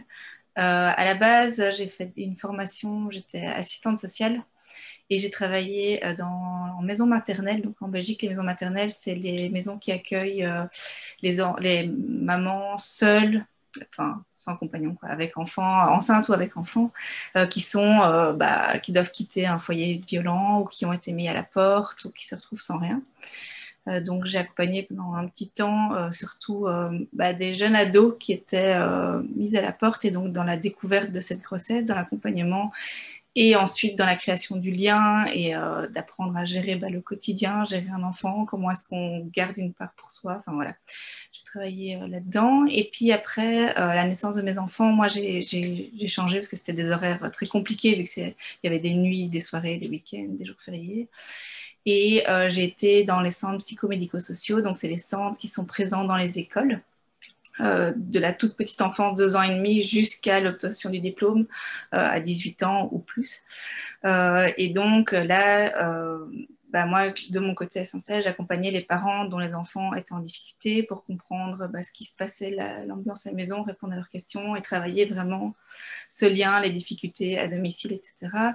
Et aussi, j'avais des permanences pour les adolescents qui pouvaient venir librement sans que les parents soient au courant et pour travailler vraiment l'estime de soi, les envies de suicide, etc. etc. Et du groupe, etc. Et puis, c'est vrai que c'est une institution qui est très chouette, mais en même temps très vieillotte. C'est très dur de travailler là-dedans parce que les règles sont très strictes et ils ont du mal à évoluer. Et donc, il y a un peu plus de 3 ans, j'ai commencé à faire une formation en coaching parce que justement, j'avais envie d'accompagner les gens à ma manière et un peu en dehors des règles bien strictes, on ne peut pas accompagner plus de X fois, etc. etc. Et quand j'ai fini ma formation, j'ai décidé d'accompagner les mamans parce que c'est quand même le domaine de la parentalité qui m'intéresse depuis toujours, qui depuis le tout début, qui a fort évolué parce que depuis j'ai eu des enfants et que j'ai vu que c'était encore moins rose que ce que je pensais. Et donc, je me suis basée sur les mamans et petit à petit, je me suis rendu compte que c'était surtout des mamans en burn-out qui venaient me voir. Ce qui est plutôt intéressant parce que j'ai fait moi-même un burn-out parental il y a un peu plus de 5 ans. Et c'est là que j'avais lu le livre de Moira et Isabelle sur le burn-out parental. Avant que la formation n'existe, il y avait ce livre que la personne qui m'accompagnait à l'époque m'avait conseillé de lire en disant « Tiens, est-ce que tu t'y reconnaîtrais pas ?» Et donc, c'était mes premiers pas là-dedans. Et là, en voyant que c'était surtout des mamans en burn-out qui venaient me voir, je me suis dit, en même temps, j'ai eu une pub Facebook me parlant de cette formation, je me suis dit, c'est exactement ce que j'ai envie d'aller beaucoup plus loin. Donc moi, je l'ai terminée l'année dernière, en février, je crois, l'année dernière. Et depuis, je continue. Donc, je reçois en individuel des mamans en burn-out ou en épuisement. On parle plus d'épuisement, c'est plus acceptable. Là, je viens de lancer en fait un programme d'accompagnement en groupe pour mamans en burn-out.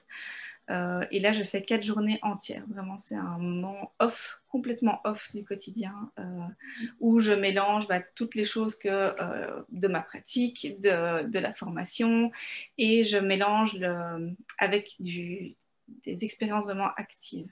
C'est-à-dire qu'elles vivent des choses vraiment pour le ressentir à travers leur corps. Vraiment, comment ça me fait de m'occuper de moi, mes émotions, elles sont où voilà. On travaille vraiment, dans une des journées par exemple, elles se font masser en individuel et elles se reconnectent vraiment à leur corps. C'est vraiment mon but, c'est que se reconnecter à ses émotions, reconnecter à son corps, ressentir du plaisir à travers son corps, du plaisir à s'arrêter. Et je trouve que c'est hyper riche. Là, je viens de terminer mon groupe test et les retours sont géniaux, quoi. Vraiment, je vois à quel point ça aide. C'est vraiment... je trouve que le fait de le vivre par son corps et par ses émotions, etc., il y a des prises de conscience qui vont beaucoup plus vite qu'en fait dans mes sessions individuelles. Et donc, les 4 jours sont sur un site séparé ou elles redorment chez elles le soir? Elles redorment chez elles. Non. Et je fais une journée par semaine parce que je veux vraiment qu'elles puissent intégrer après, qu'elles aient le temps d'intégrer et qu'elles aient le temps de tester un peu les choses et de sentir à la maison, et d'observer ce qui se passe. Par exemple, moi, la première journée, c'est vraiment basé sur les émotions. C'est quoi une émotion et qu'est-ce qu'il y a derrière une émotion?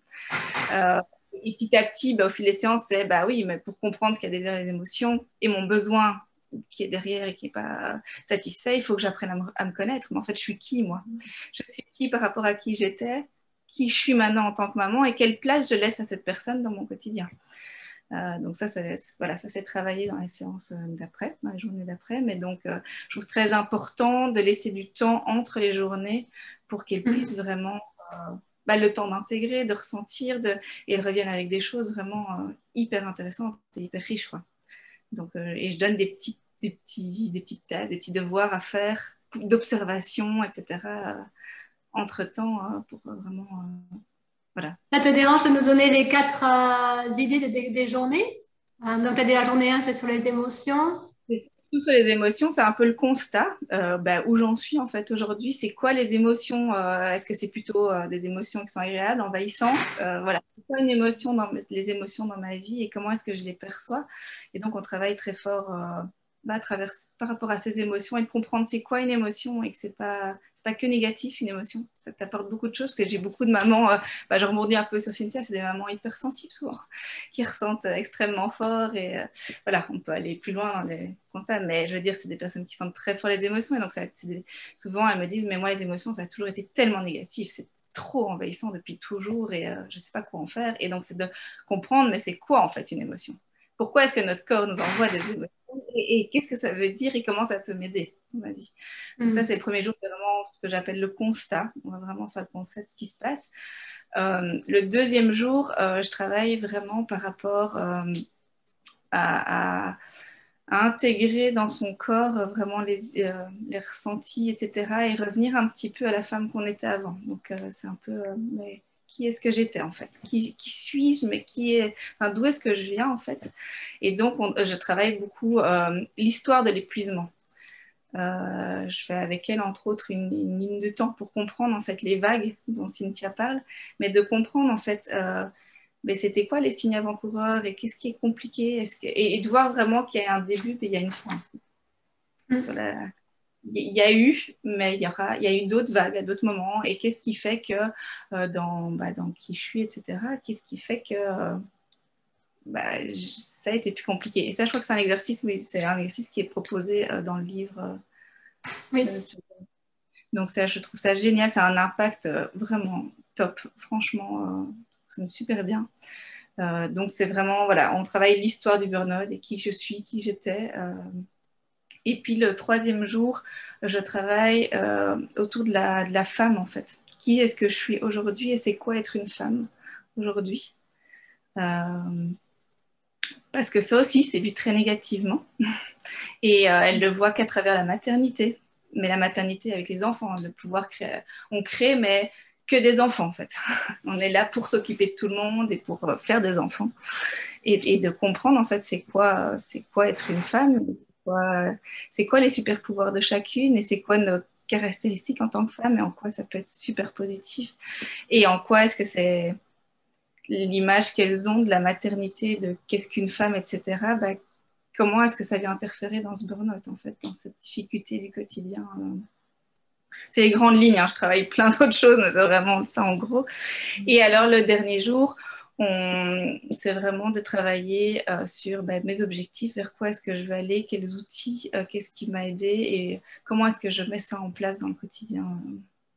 Donc ça, c'est les grosses lignes, mais je travaille un peu tout ce qu'on voit aussi l'information. J'intègre la balance au début et voir à la fin, tiens, est-ce qu'il y a des choses qui peuvent déjà un petit peu bouger? Qu'est-ce que j'ai pu mettre en place?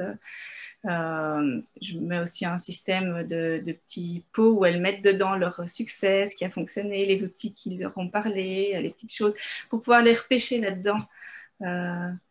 Parce que aussi, à un moment dans la journée, on travaille sur qui je suis, en fait, et quelles sont mes valeurs, en fait, à moi, qu'est-ce que j'aime et quelle place est-ce que je laisse à cette femme dans mon quotidien. Et donc, je dis, mais on va écrire ça et te rappeler, en fait, moi, j'ai besoin de telle chose, voilà, et pouvoir les relire de temps en temps. Voilà.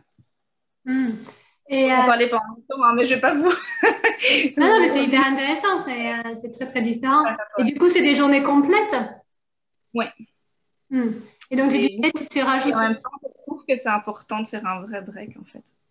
Parce que je constate dans mes séances en individuel que oui, elles prennent 1 heure, 1 heure et demie pour venir me voir, mais après, elles viennent en courant parce que c'est dans quelque chose, puis elles repartent directement aller chercher les enfants, les ceci et cela. Et je trouve que... Et ça manque d'intégration vraiment au niveau du corps, d'ancrage en fait, je trouve. Et c'est ce que je fais, c'est que je fais un mélange d'exercices avec d'autres thérapeutes et de moments où on discute et on va plus loin, on va creuser. Ouais. Amélie, tu voulais dire quelque chose? Combien de personnes tu prends dans tes groupes? Alors moi, comme je suis toute seule, sauf qu'il y a des personnes qui viennent intervenir comme ça, hein, comme la personne qui fait des massages, c'est pas moi, je laisse pas le groupe tout seul pour aller masser les gens, j'ai pas de formation là-dedans, mais donc je prends 5 personnes maximum. D'accord. Ok. Pour que chacune, il y a un effet de groupe où on peut, ce qu'elles apprécient, c'est de pouvoir discuter et parler et se rendre compte qu'elles sont pas toutes seules, qu'il y a plein de choses, au début elles sont un peu réticentes, puis elles se disent, mais en fait je peux parler, et elles se sentent, ça fait du bien parce que c'est des choses qu'elles parlent pas avec d'autres. Parce qu'ici, il n'y a pas je ne peux pas dire à ma copine qu'en fait, j'ai telle chose ou j'ai telle pensée que c'est vraiment tabou. Donc là, ce qu'elle me dit, c'est agréable parce qu'on peut parler sans tabou. On peut dire les choses, on peut déposer, on peut entendre les idées des unes des autres, ce qu'elles font. Voilà, le partage est hyper intéressant. Et en même temps, je ne voulais pas que ce soit trop gros parce que je dois pouvoir être là pour chacune aussi et que ça reste confortable.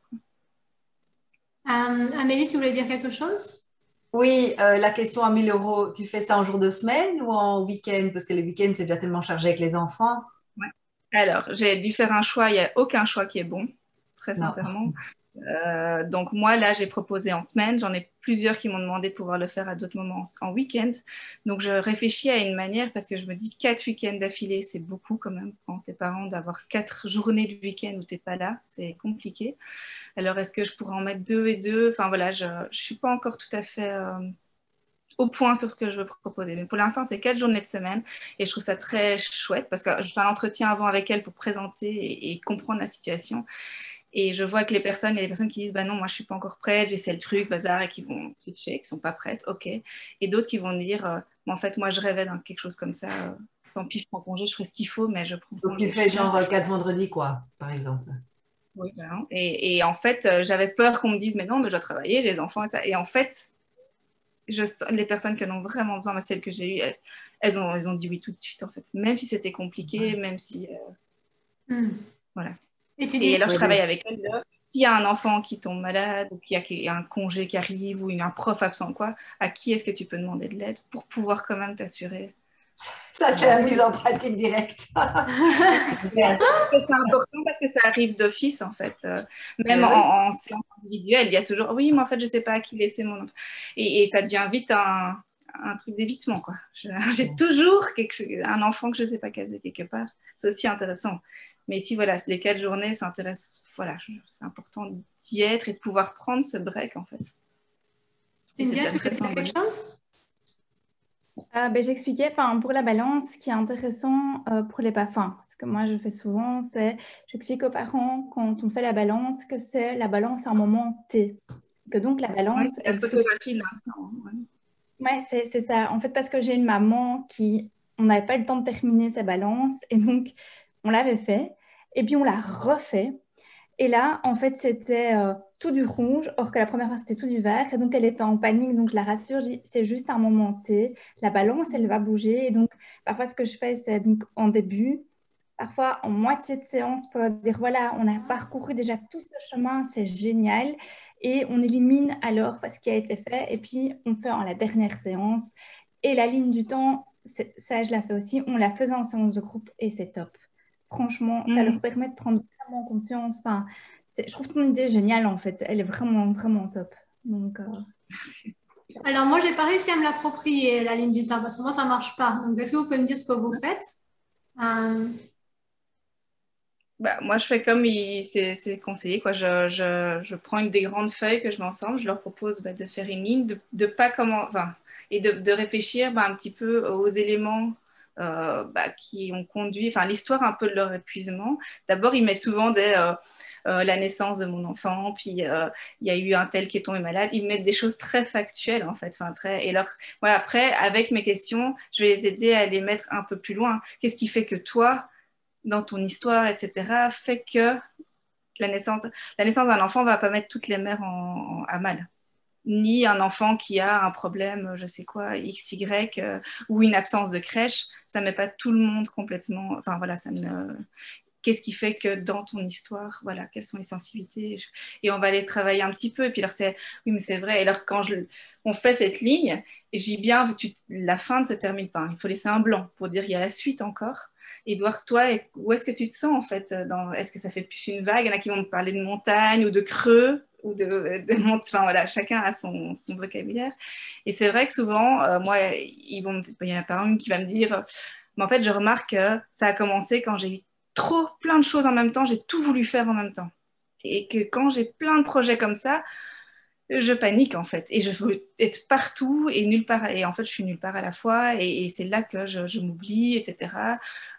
Et voilà, c'est chacune, je trouve ça chouette parce qu'elles peuvent voir un petit peu quels étaient les signes avant-coureurs, voir comment ça s'est développé petit à petit, que ça a commencé par, je sais pas, beaucoup de fatigue, peut-être un mal dans le dos, etc. Et donc, je trouve ça très intéressant parce que pour plus tard, on sait que ça peut revenir parfois des moments où on est moins bien.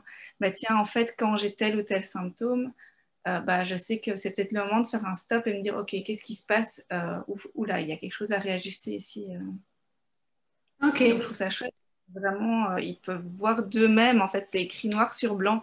Parce qu'ils peuvent en parler. Mais je trouve qu'à chaque fois, quand on passe comme avec la balance, le fait de mettre, on se dit, ah oui, en fait, ouais.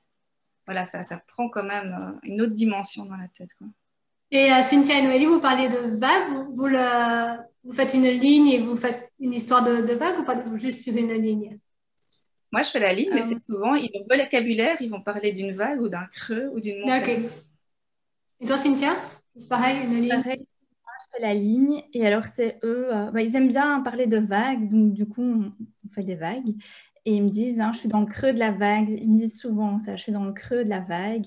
Je dis, c'est pas grave, on se laisse porter parce que si on lutte, on s'épuise encore plus. Donc, on se laisse porter par la vague. Ça peut être stressant, mais on respire et voilà. Et je voulais rebondir juste sur une chose. Quand tu donnes, enfin, tu disais voilà, que tu donnais des papiers pour noter. Moi, je fais pareil. Donc, tous les outils qu'on a, je leur donne en individuel ou en groupe. Et donc, je leur donne tout, même la balance. Je leur donne et je leur dis, c'est votre balance. Vous faites ce que vous voulez avec. Vous pouvez revenir en avec moi. Je leur laisse vraiment s'approprier tout. Je leur dis, vous prenez des notes. Enfin, je leur donne des bics, mais vraiment pour que... Et je dis, quand vous sentez qu'il y a un petit quelque chose qui ne va pas, relisez et relisez les efforts, enfin, les succès que vous avez eus. Parce que ça veut dire que ça, enfin, voilà, ça fonctionne, que vous y arrivez. C'est important qu'ils se réapproprient ça aussi. Donc, voilà. Super. Et j'avais une dernière question pour toi, Noélie. C'était, tu disais que tu avais des intervenants extérieurs qui venaient. Tu disais que tu avais une masseuse. Tu en as d'autres ou juste la masseuse?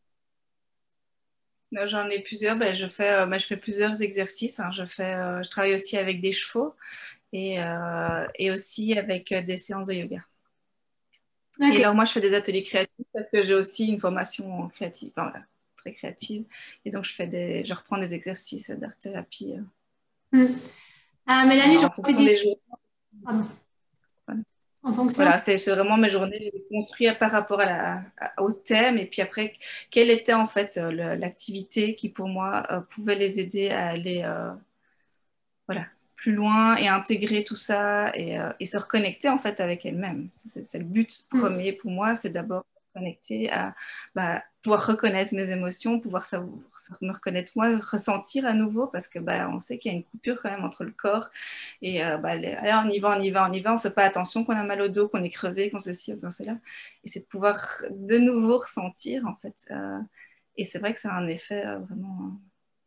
Voilà. Et alors, pour rebondir sur ce que dit Cynthia, moi je leur donne un carnet avec un bic, pour qu'ils puissent qu'ils puissent noter ce qu'ils ont ressenti, parce que je propose plein de choses, des relaxations, etc. Et je dis, mais c'est intéressant de sentir les émotions qui viennent avec. Il y en a pour qui faire de la cohérence cardiaque, c'est atroce parce qu'il faut s'arrêter et que même 5 minutes s'arrêter, mais c'est vraiment pas agréable. Et je dis, le but n'est pas de dire, ah oui, ça fait super du bien pour que je vous valide. Non, c'est vraiment dire, ok, moi, ça a été désagréable pour moi de m'arrêter 5 minutes. Tiens, 5 minutes, ça a été dur. Waouh! Qu'est-ce qui fait que dans ma vie, m'arrêter 5 minutes, ça soit si dur, en fait? Que ça soit si compliqué de... Voilà. Et je trouve que du coup, ils peuvent aller beaucoup plus loin et c'est super intéressant.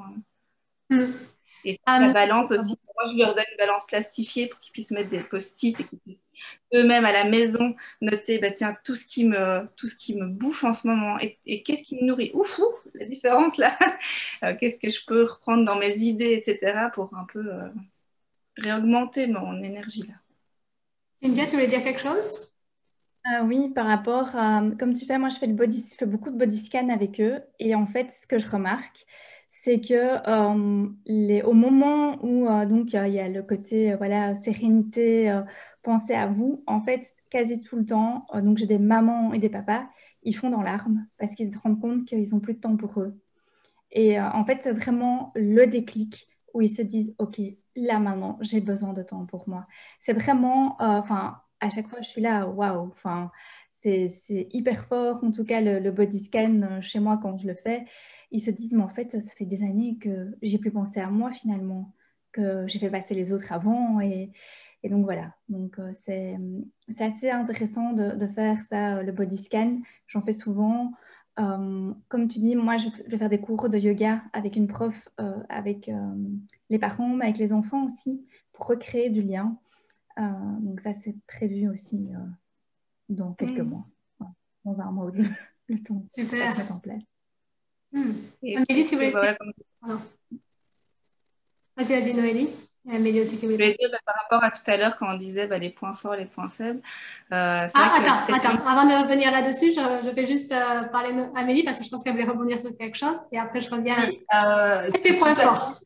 tout à coup, j'ai eu une idée, là, Noélie, quand tu parlais de la balance et que les gens la prennent chez eux, les plastifier, qu'ils mettent leurs petits post-it, qu'est-ce qui les ressource, qu'est-ce qui les bouffe à un moment T. Je me dis qu'à ce moment-là, en fait, dans ce qui les ressource, quand ils voient qu'il y a quand même des ressources qui sont là, c'est peut-être aussi un chouette moment pour exercer la gratitude. Et on sait combien la gratitude donne confiance aux gens, combien elle amène à avoir un esprit positif, entreprenant et rebooste finalement. Et donc, elle potentialise en fait les stresseurs qui sont déjà là. Et je ne pense pas que c'est un mot qu'on a encore beaucoup utilisé ce soir, mais ça, c'est quelque chose que je travaille pas mal en coaching. Les fameux 3 kiffs du jour aussi, hein, de l'ami Servan-Schreiber. Donc, je me dis en fait que ça pourrait être pas mal de lier ça au moment où on fait l'état de la balance. Et comme tu disais très bien, Cynthia, la balance, c'est pas un moment T, donc on peut le faire en début de parcours, on peut le faire en fin de parcours. Et c'est magnifique de voir le chemin parcouru aussi pour les personnes. Bon, évidemment, le vert qui devient rouge, il y a un problème. Donc, voilà, il faut pouvoir tout interpréter. Mais voilà, c'était juste une idée qui m'était venue. Quelle joie. Moi, j'utilise beaucoup avec les mamans qui sont très négatives à certains moments, elles peuvent être extrêmement négatives, même sur leur enfance. Enfin, surtout, je leur propose justement de faire le soir, de voir un moment de gratitude, mais de voir, tiens, quel truc positif je peux ressortir en fait de ma journée quand même. Et ça, voilà, les retours sont souvent que ça fait beaucoup de bien en fait. C'est un petit peu, parce que j'avais une maman là dernièrement qui me disait, mais chaque fois que je vais à la crèche, on me parle en négatif de mon enfant. Et donc, on avait travaillé avec elle que chaque fois qu'elle allait y aller, elle allait demander des choses positives. Et ben, le regard a tout à fait changé sur l'enfant, autant pour elle que pour les madames. Elle dit, maintenant, elle ne me parle jamais de quoi que ce soit de négatif. Et donc, je dis, parce que voilà, il y a ce côté où on est tout le temps dans le négatif. Le négatif appelle négatif. Il y a cette énergie-là qui se met où les péricultrices étaient à un moment à se dire, ok, on peut se défouler de la journée en fait avec la maman, ça a l'air ok. Elle tire tout ce qui ne va pas, quoi. Et donc, c'est vrai que j'utilise beaucoup ce côté, voilà, comment remettre un peu d'énergie positive. Et le fait de le faire régulièrement comme ça, souvent, ça leur fait beaucoup. Je vois marqué sur le côté par Sosa que la relaxation de Jacobson est aussi intéressante. Et alors moi, Amélie, je ne connais pas ce dont tu as parlé et je ne pourrais pas le redire. Tu as parlé les 3 kiffs. Les 3 kiffs, en fait, c'est le titre d'un livre qui a été, je peux te mettre le titre dans le chat, écrit par Florence Servan-Schreiber, qui est la cousine de feu David Servan-Schreiber, qui était ce grand neurochirurgien qui est décédé malheureusement d'une tumeur au cerveau en 2010. Qui est une des personnes qui a fait connaître la cohérence cardiaque en France il y a une vingtaine d'années. Et puis, par-delà les frontières, hein. J'imagine que c'est arrivé jusqu'en Australie, la cohérence cardiaque. Non, je suis en train de le marquer. Alors, il faut que tu ailles checker la cohérence cardiaque. Il y a plein de vidéos super chouettes sur YouTube. Donc ça, la cohérence cardiaque, c'est une technique de respiration. Il y a des applications qui existent et ça permet de mettre ton système nerveux en mode énergique ou en mode plus calme. Parasympathique, tout ça, tous ces termes que j'ai toujours du mal à retenir, que je révise toujours avant mes ateliers pour les fixer. Voilà, donc ça c'est la cohérence cardiaque. Et Florence Servan-Schreiber, je vais te noter le nom parce qu'il est compliqué à écrire, elle a écrit ce livre sur les 3 kiffs du jour. Alors le mot kiff, K-I-F-S, en France et en Belgique, on l'utilise pour dire qu'est-ce que j'ai aimé. C'est un mot un peu de slang, hein, familier, que les jeunes... Ça, je connaissais. Génial. Donc, qu'est-ce que tu aimes? Et donc, les 3 kiffs, c'est qu'est-ce que tu as aimé? Et moi, je le fais très souvent avec mes enfants au repas du soir. J'ai 3 enfants de 23 à 10 ans et tout le monde y passe. Et c'est quoi tes 3 kiffs du jour? Ou alors, c'est quoi tes 3 kiffs de la semaine? Ou des vacances. Et en fait, ça permet à la personne ou à mes clients en coaching de vraiment amener le cerveau à se concentrer sur le positif. Et on sait qu'en faisant ça de plus en plus, on ancre de nouvelles habitudes. On sait qu'il y a des petits ruisseaux neuronaux qui commencent à se créer pour sortir des grosses autoroutes du négatif. Parce que notre cerveau, hein, je ne suis pas psy, mais notre cerveau, il est quand même programmé pour rester en sécurité et pour détecter le mal et le négatif partout. Et voilà. Et puis, il y a l'éducation qui est passée derrière aussi. Hein. Tu as un 18 sur 20, mais enfin, pourquoi tu n'as pas 20 sur 20? Et on voit juste les 2 points qui manquent. Et on ne voit pas les 18 points qu'on a engrangés. Et voilà, et puis ça amène à tout ce qu'on sait, perfectionnisme, insatisfaction, etc., etc. Mais donc voilà, tout ça pour dire que les 3 kiffs du jour, c'est le titre d'un livre et c'est devenu quelque chose d'assez courant dans le langage commun. Ok. Et c'est un exercice très chouette. Et mes tout premiers clients à qui je proposais cet exercice des 3 kiffs, qu'est-ce que j'ai préféré ou bien de quoi est-ce que je suis fière aussi, ils me l'écrivaient par WhatsApp tous les jours. Et puis là, un jour, ma superviseuse m'a dit, tu vas faire quoi quand tu auras 20 clients à la fois? C'est pas possible, tu peux pas leur demander de faire quelque chose qui te prenne autant de temps. Je dis, mais je lis, c'est tout. Elle me dit, non, ça va pas. Donc voilà, ils le font pour eux dans leur carnet, mais ils ne me l'envoient plus. Ok. Je suis consciente du temps. Moi, c'est la journée, mais je sais que vous, ça commence à faire tard. Donc, je vais juste demander à Noélie de dire sur ses points forts et ses points faibles pour qu'on l'aide sur les points faibles. Vas-y. Les points forts, je pense que... On les a.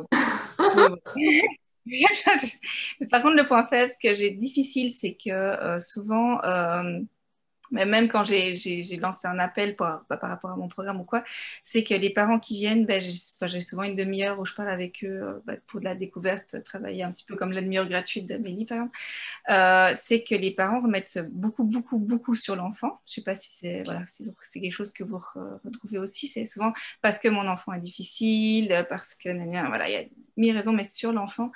Et que autant quand on est en séance, etc., je travaille avec eux l'effet miroir, qu'est-ce que l'enfant peut, qu'est-ce qu'il renvoie, etc. Autant comme ça au début, c'est souvent une excuse de ah oui, ça m'intéresse, je sens que j'en ai besoin, etc. Et puis ça divise très vite sur parce que mon enfant est difficile, c'est un enfant très en demande, et ça termine assez souvent par je vais d'ailleurs commencer par aller voir quelqu'un pour mon enfant.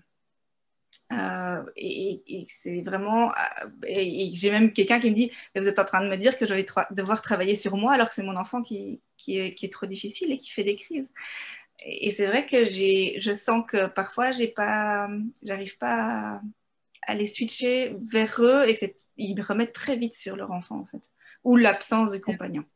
Cynthia, vas-y. Ce que tu peux faire, en fait, on sait que le lien parent-enfant est bidirectionnel, donc l'un va influencer l'autre. Donc, en fait, je dis souvent que le parent apprend à l'enfant, mais que l'enfant apprend au parent. Et donc, l'idée, ce que tu peux faire, c'est si tu vois que il dit, oui, mon enfant est difficile, peut-être que je dois faire aller, enfin, que mon enfant doit avoir une psy, c'est lui dire, oui, mais peut-être que que votre psychologue va vous mettre aussi au travail parce que ça doit aller dans les deux sens. Moi, c'est ce que je dis souvent à mes patients quand ils viennent pour leur petit loulou. En fait, je me rends compte que derrière, il y a souvent un burn-out parental. Donc, j'en parle pas tout de suite. Je laisse les séances venir et puis je prends le parent à part et je lui explique qu'en fait, si l'enfant, parfois, parce qu'en fait, il devient un enfant, ce qu'on appelle un enfant symptôme, il va aller un peu, pas titiller le parent, mais aller lui montrer que ça ne va pas. Et donc, qu'est-ce qu'il va faire? Il va faire qu'il ne va pas bien pour que le parent ne s'occupe plus de lui, mais de l'enfant. Et donc, c'est assez riche de leur dire que pour les rassurer, tu peux aussi leur dire, ben voilà, le fait que vous travaillez aussi pour vous va aider votre enfant, de renvoyer la balle comme ça. De leur dire, voilà, le fait que, en tant que maman, tu travailles, le fait de savoir qui tu es, que ta place de maman a pris énormément de place dans ton temps et que tu ne te sens plus femme, ben, tu peux expliquer à ton enfant que ça te met mal et donc, du coup, que tu as besoin d'être aidé et que dans la relation, ça ira mieux.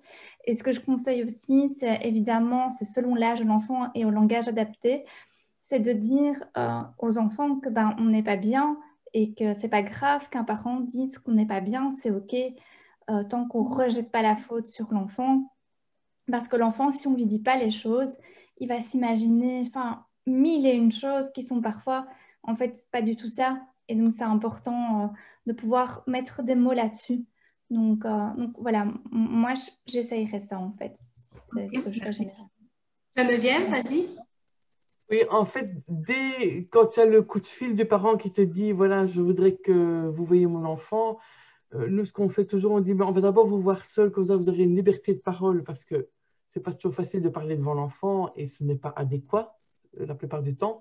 Et en fait, c'est comme ça qu'en fait, on clientélise le parent aussi. On dit, voilà, vous allez pouvoir déposer la situation, bien m'expliquer, et on verra si c'est utile de rencontrer votre enfant ou pas. Donc, on laisse la porte ouverte, mais très souvent, le parent se rend compte finalement qu'il vient, il va déposer la problématique, parler de l'enfant, et alors tu vas pouvoir commencer le chemin avec le parent, et éventuellement, on verra l'enfant ou pas, suivant l'âge, soit on voit l'enfant seul, ou alors accompagné du parent. Mais en fait, l'idée, c'est d'éviter que le parent vienne avec l'enfant à la première séance pour pouvoir justement explorer la situation et que le parent, finalement, se rende compte par lui-même, ah oui, effectivement, voilà ce qui se passe, tu vois. Donc, c'est une manière aussi d'éviter l'écueil parfois que tu peux rencontrer. Oui, c'est vrai, moi je fais pareil que Geneviève, je demande souvent aux parents de venir seuls quand ils me demandent, pas une session de parental burn-out, mais une session de coaching. Je leur demande d'abord de venir me voir seul et après on en discute. Et c'est vrai que souvent, juste une session, ça leur suffit de se rendre compte que c'était plus eux que l'enfant. Mais comme disait Cynthia, c'est pas mal aussi. Si un enfant a un parent en burn-out parental, c'est bénéfique pour lui sûrement de voir quelqu'un. Donc, c'est pas dramatique qu'il aille voir quelqu'un, mais de donner en même temps, exactement comme Cynthia l'a dit, la demande que le parent le fasse en même temps, c'est pas mal. J'ai aussi, moi, le souci que c'est pas toujours que les enfants, c'est les partenaires. Tout est dû à mon partenaire. Et ça c'est beaucoup plus compliqué parce qu'en plus, la session sur les partenaires est plus loin. Donc, quand c'est des sessions de groupe et qu'il y a... Enfin, là, dans la session de groupe que j'ai une personne, elle lâche pas l'affaire, c'est pas sa faute, c'est le partenaire. Et donc, à chaque fois, je dois lui rappeler que on va en parler dans un moment, mais que là, il faut qu'on travaille sur cette partie-là. Mais ouais, c'est compliqué pour elle de lâcher le fait que c'est pas sa faute et c'est le partenaire. Donc, ouais, c'est aussi compliqué là aussi. Carole, Sosa, tu voulais dire quelque chose ou... Non? Non, non. C'est bon? Et donc, du coup, maintenant, on va parler... je crois qu'il n'y a plus que... Oui, il y a plus que Sosie qui doit parler. Est-ce que tu es là? Oui, normalement, non, j'étais observatrice, moi. Ah mince, j'ai mis participante.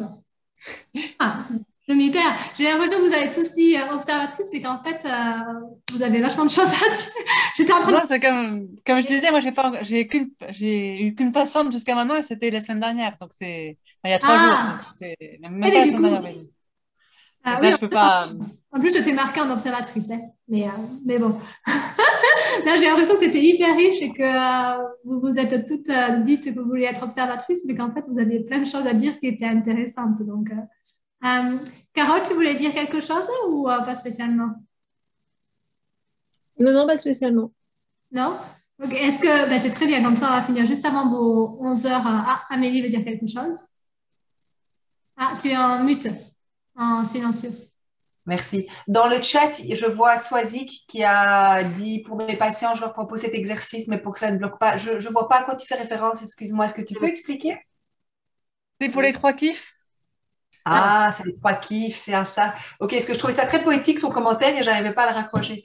Ok, d'accord, voilà. Parfait. Merci. C'est que parfois, en fait, de leur demander tout de suite de penser à quelque chose d'heureux à chaque jour, pour moi, ça me semble parfois, pour certains, c'est insurmontable, parce que c'est trop important un kiff. On trouve ça trop grand, donc je leur dis, oui, ça peut être juste quelque chose d'un petit détail dans votre journée. Justement, vous marchez dans la rue, il y a une odeur agréable, c'est le rayon de soleil de quelques secondes, pour leur dire que c'est vraiment n'importe quoi qui est justement un kiff pour eux. Et à force de, justement, comme tu disais, à force de voir ces choses positives, à un moment donné, ça peut changer leur discours. Parce que au début, c'est une abeille, puis après, ça sera toutes les abeilles, ou plein de choses. Ils pourront cumuler. Ouais. Ok, merci pour l'éclaircissement. Noélie, j'étais en train de me dire aussi, une des choses que je fais pour les personnes qui n'arrivent pas à se dire qu'il faut travailler sur eux, je parle aussi des facteurs de risque du burn-out parental et j'explique bien et j'essaie de le mettre très positivement, que c'est très chanceux parce qu'en fait, ça a été montré que travailler sur la personne aide suffisamment pour sortir du burn-out parental. Et donc, j'essaie de travailler sur cette idée que si on travaille sur eux suffisamment, ils sortiront du burn-out parental et qu'ils peuvent laisser tomber le reste. Et j'essaie d'utiliser l'histoire aussi du ratio, entre le bénéfice et le coût, et de la dire si vous ne pouvez absolument pas changer le partenaire ou absolument pas changer l'enfant, n'essayez même pas d'y réfléchir, laissez ça de côté, puisque vous ne pourriez pas le faire. Et du coup, on va juste travailler sur vous. Donc ça, c'est aussi quelque chose que j'utilise. Voilà. Est-ce que quelqu'un voulait dire quelque chose pour conclure? Oui, Geneviève? Oui, moi, je veux bien. Oui. Vas-y, Geneviève. Et un tout grand merci. Est-ce qu'on va, on va refaire? C'est vraiment chouette. Hein? C'est chouette, oui. Oui, est-ce que tu avais prévu d'en faire d'autres ou à une certaine régularité? J'ai rien prévu de particulier. Alors, par contre, vraiment, le groupe, pour l'instant, c'est moi l'admin, mais vraiment, allez-y, faites ce que vous voulez dessus. Si vous voulez faire des réunions, faites-les. N'hésitez pas. Enfin, je ne suis pas le moteur du groupe. Donc, si vous voulez faire quoi que ce soit, allez-y et créez-le. Parce que c'est vrai que avec Cynthia, par exemple, on essaie de faire un live depuis un moment, mais c'est compliqué avec les changements d'horaire, les décalages d'horaire. Donc, si vous voulez le faire à un moment qui est plus propice pour vous, faites-vous plaisir, mais enregistrez-le parce que c'est vrai qu'il y a beaucoup de gens qui voulaient être là ce soir et qui vont juste le regarder. Et vraiment, moi, je suis impressionnée de la richesse. Même, par exemple, Isabelle et Maura auraient bien voulu participer, mais c'est compliqué pour elles le soir. Elles essaient de garder leur week-end, de ce que je comprends. Donc, si on le fait à un autre moment, elles pourront probablement participer. Donc, allez-y, faites ce que vous voulez. Si vous avez une autre idée aussi de type de rendez-vous, j'ai trouvé très intéressant d'avoir les points faibles et les points forts. Mais il y avait beaucoup d'échanges sur d'autres choses. Donc, vous pouvez échanger. Il y avait une idée d'échanger sur les outils, etc. Donc, merci à toi d'avoir organisé tout ça. Ouais. C'était vraiment super et je ne sais pas pour vous, mais moi je trouve que parfois le métier de coach ou d'accompagnant, qu'on soit thérapeute ou psy, est souvent un métier très solitaire. Et donc des groupes comme ça de partage, quasi d'intervision finalement, parce que si on apprend à mieux se connaître, on pourra à un moment donné en toute confidentialité, du coup peut-être pas partager la vidéo à voir, mais parler de certains cas, de certains endroits où peut-être on coince. Je trouve ça vraiment très très intéressant et très riche. Donc, merci d'avoir créé ça, Hélène, vraiment. Pas de souci, avec plaisir. Et je voulais aussi te remercier d'envoyer par mail les informations, parce que moi, je ne suis pas sur le groupe Facebook, je n'ai pas de compte Facebook. Et tu prends aussi le soin d'envoyer par mail les informations pour ceux qui ne sont pas sur Facebook, donc merci. Je vais me faire spammer à un moment, mais oui, j'essaie de le faire, oui, avec plaisir. Merci beaucoup à tout le monde et puis à bientôt sur Facebook ou par mail. Voilà. Au revoir. À bientôt. Au revoir. Bonne journée. Bonne journée, Hélène. Merci. Et nous, bonne nuit. Bonne nuit. Bonne nuit. Bonne nuit.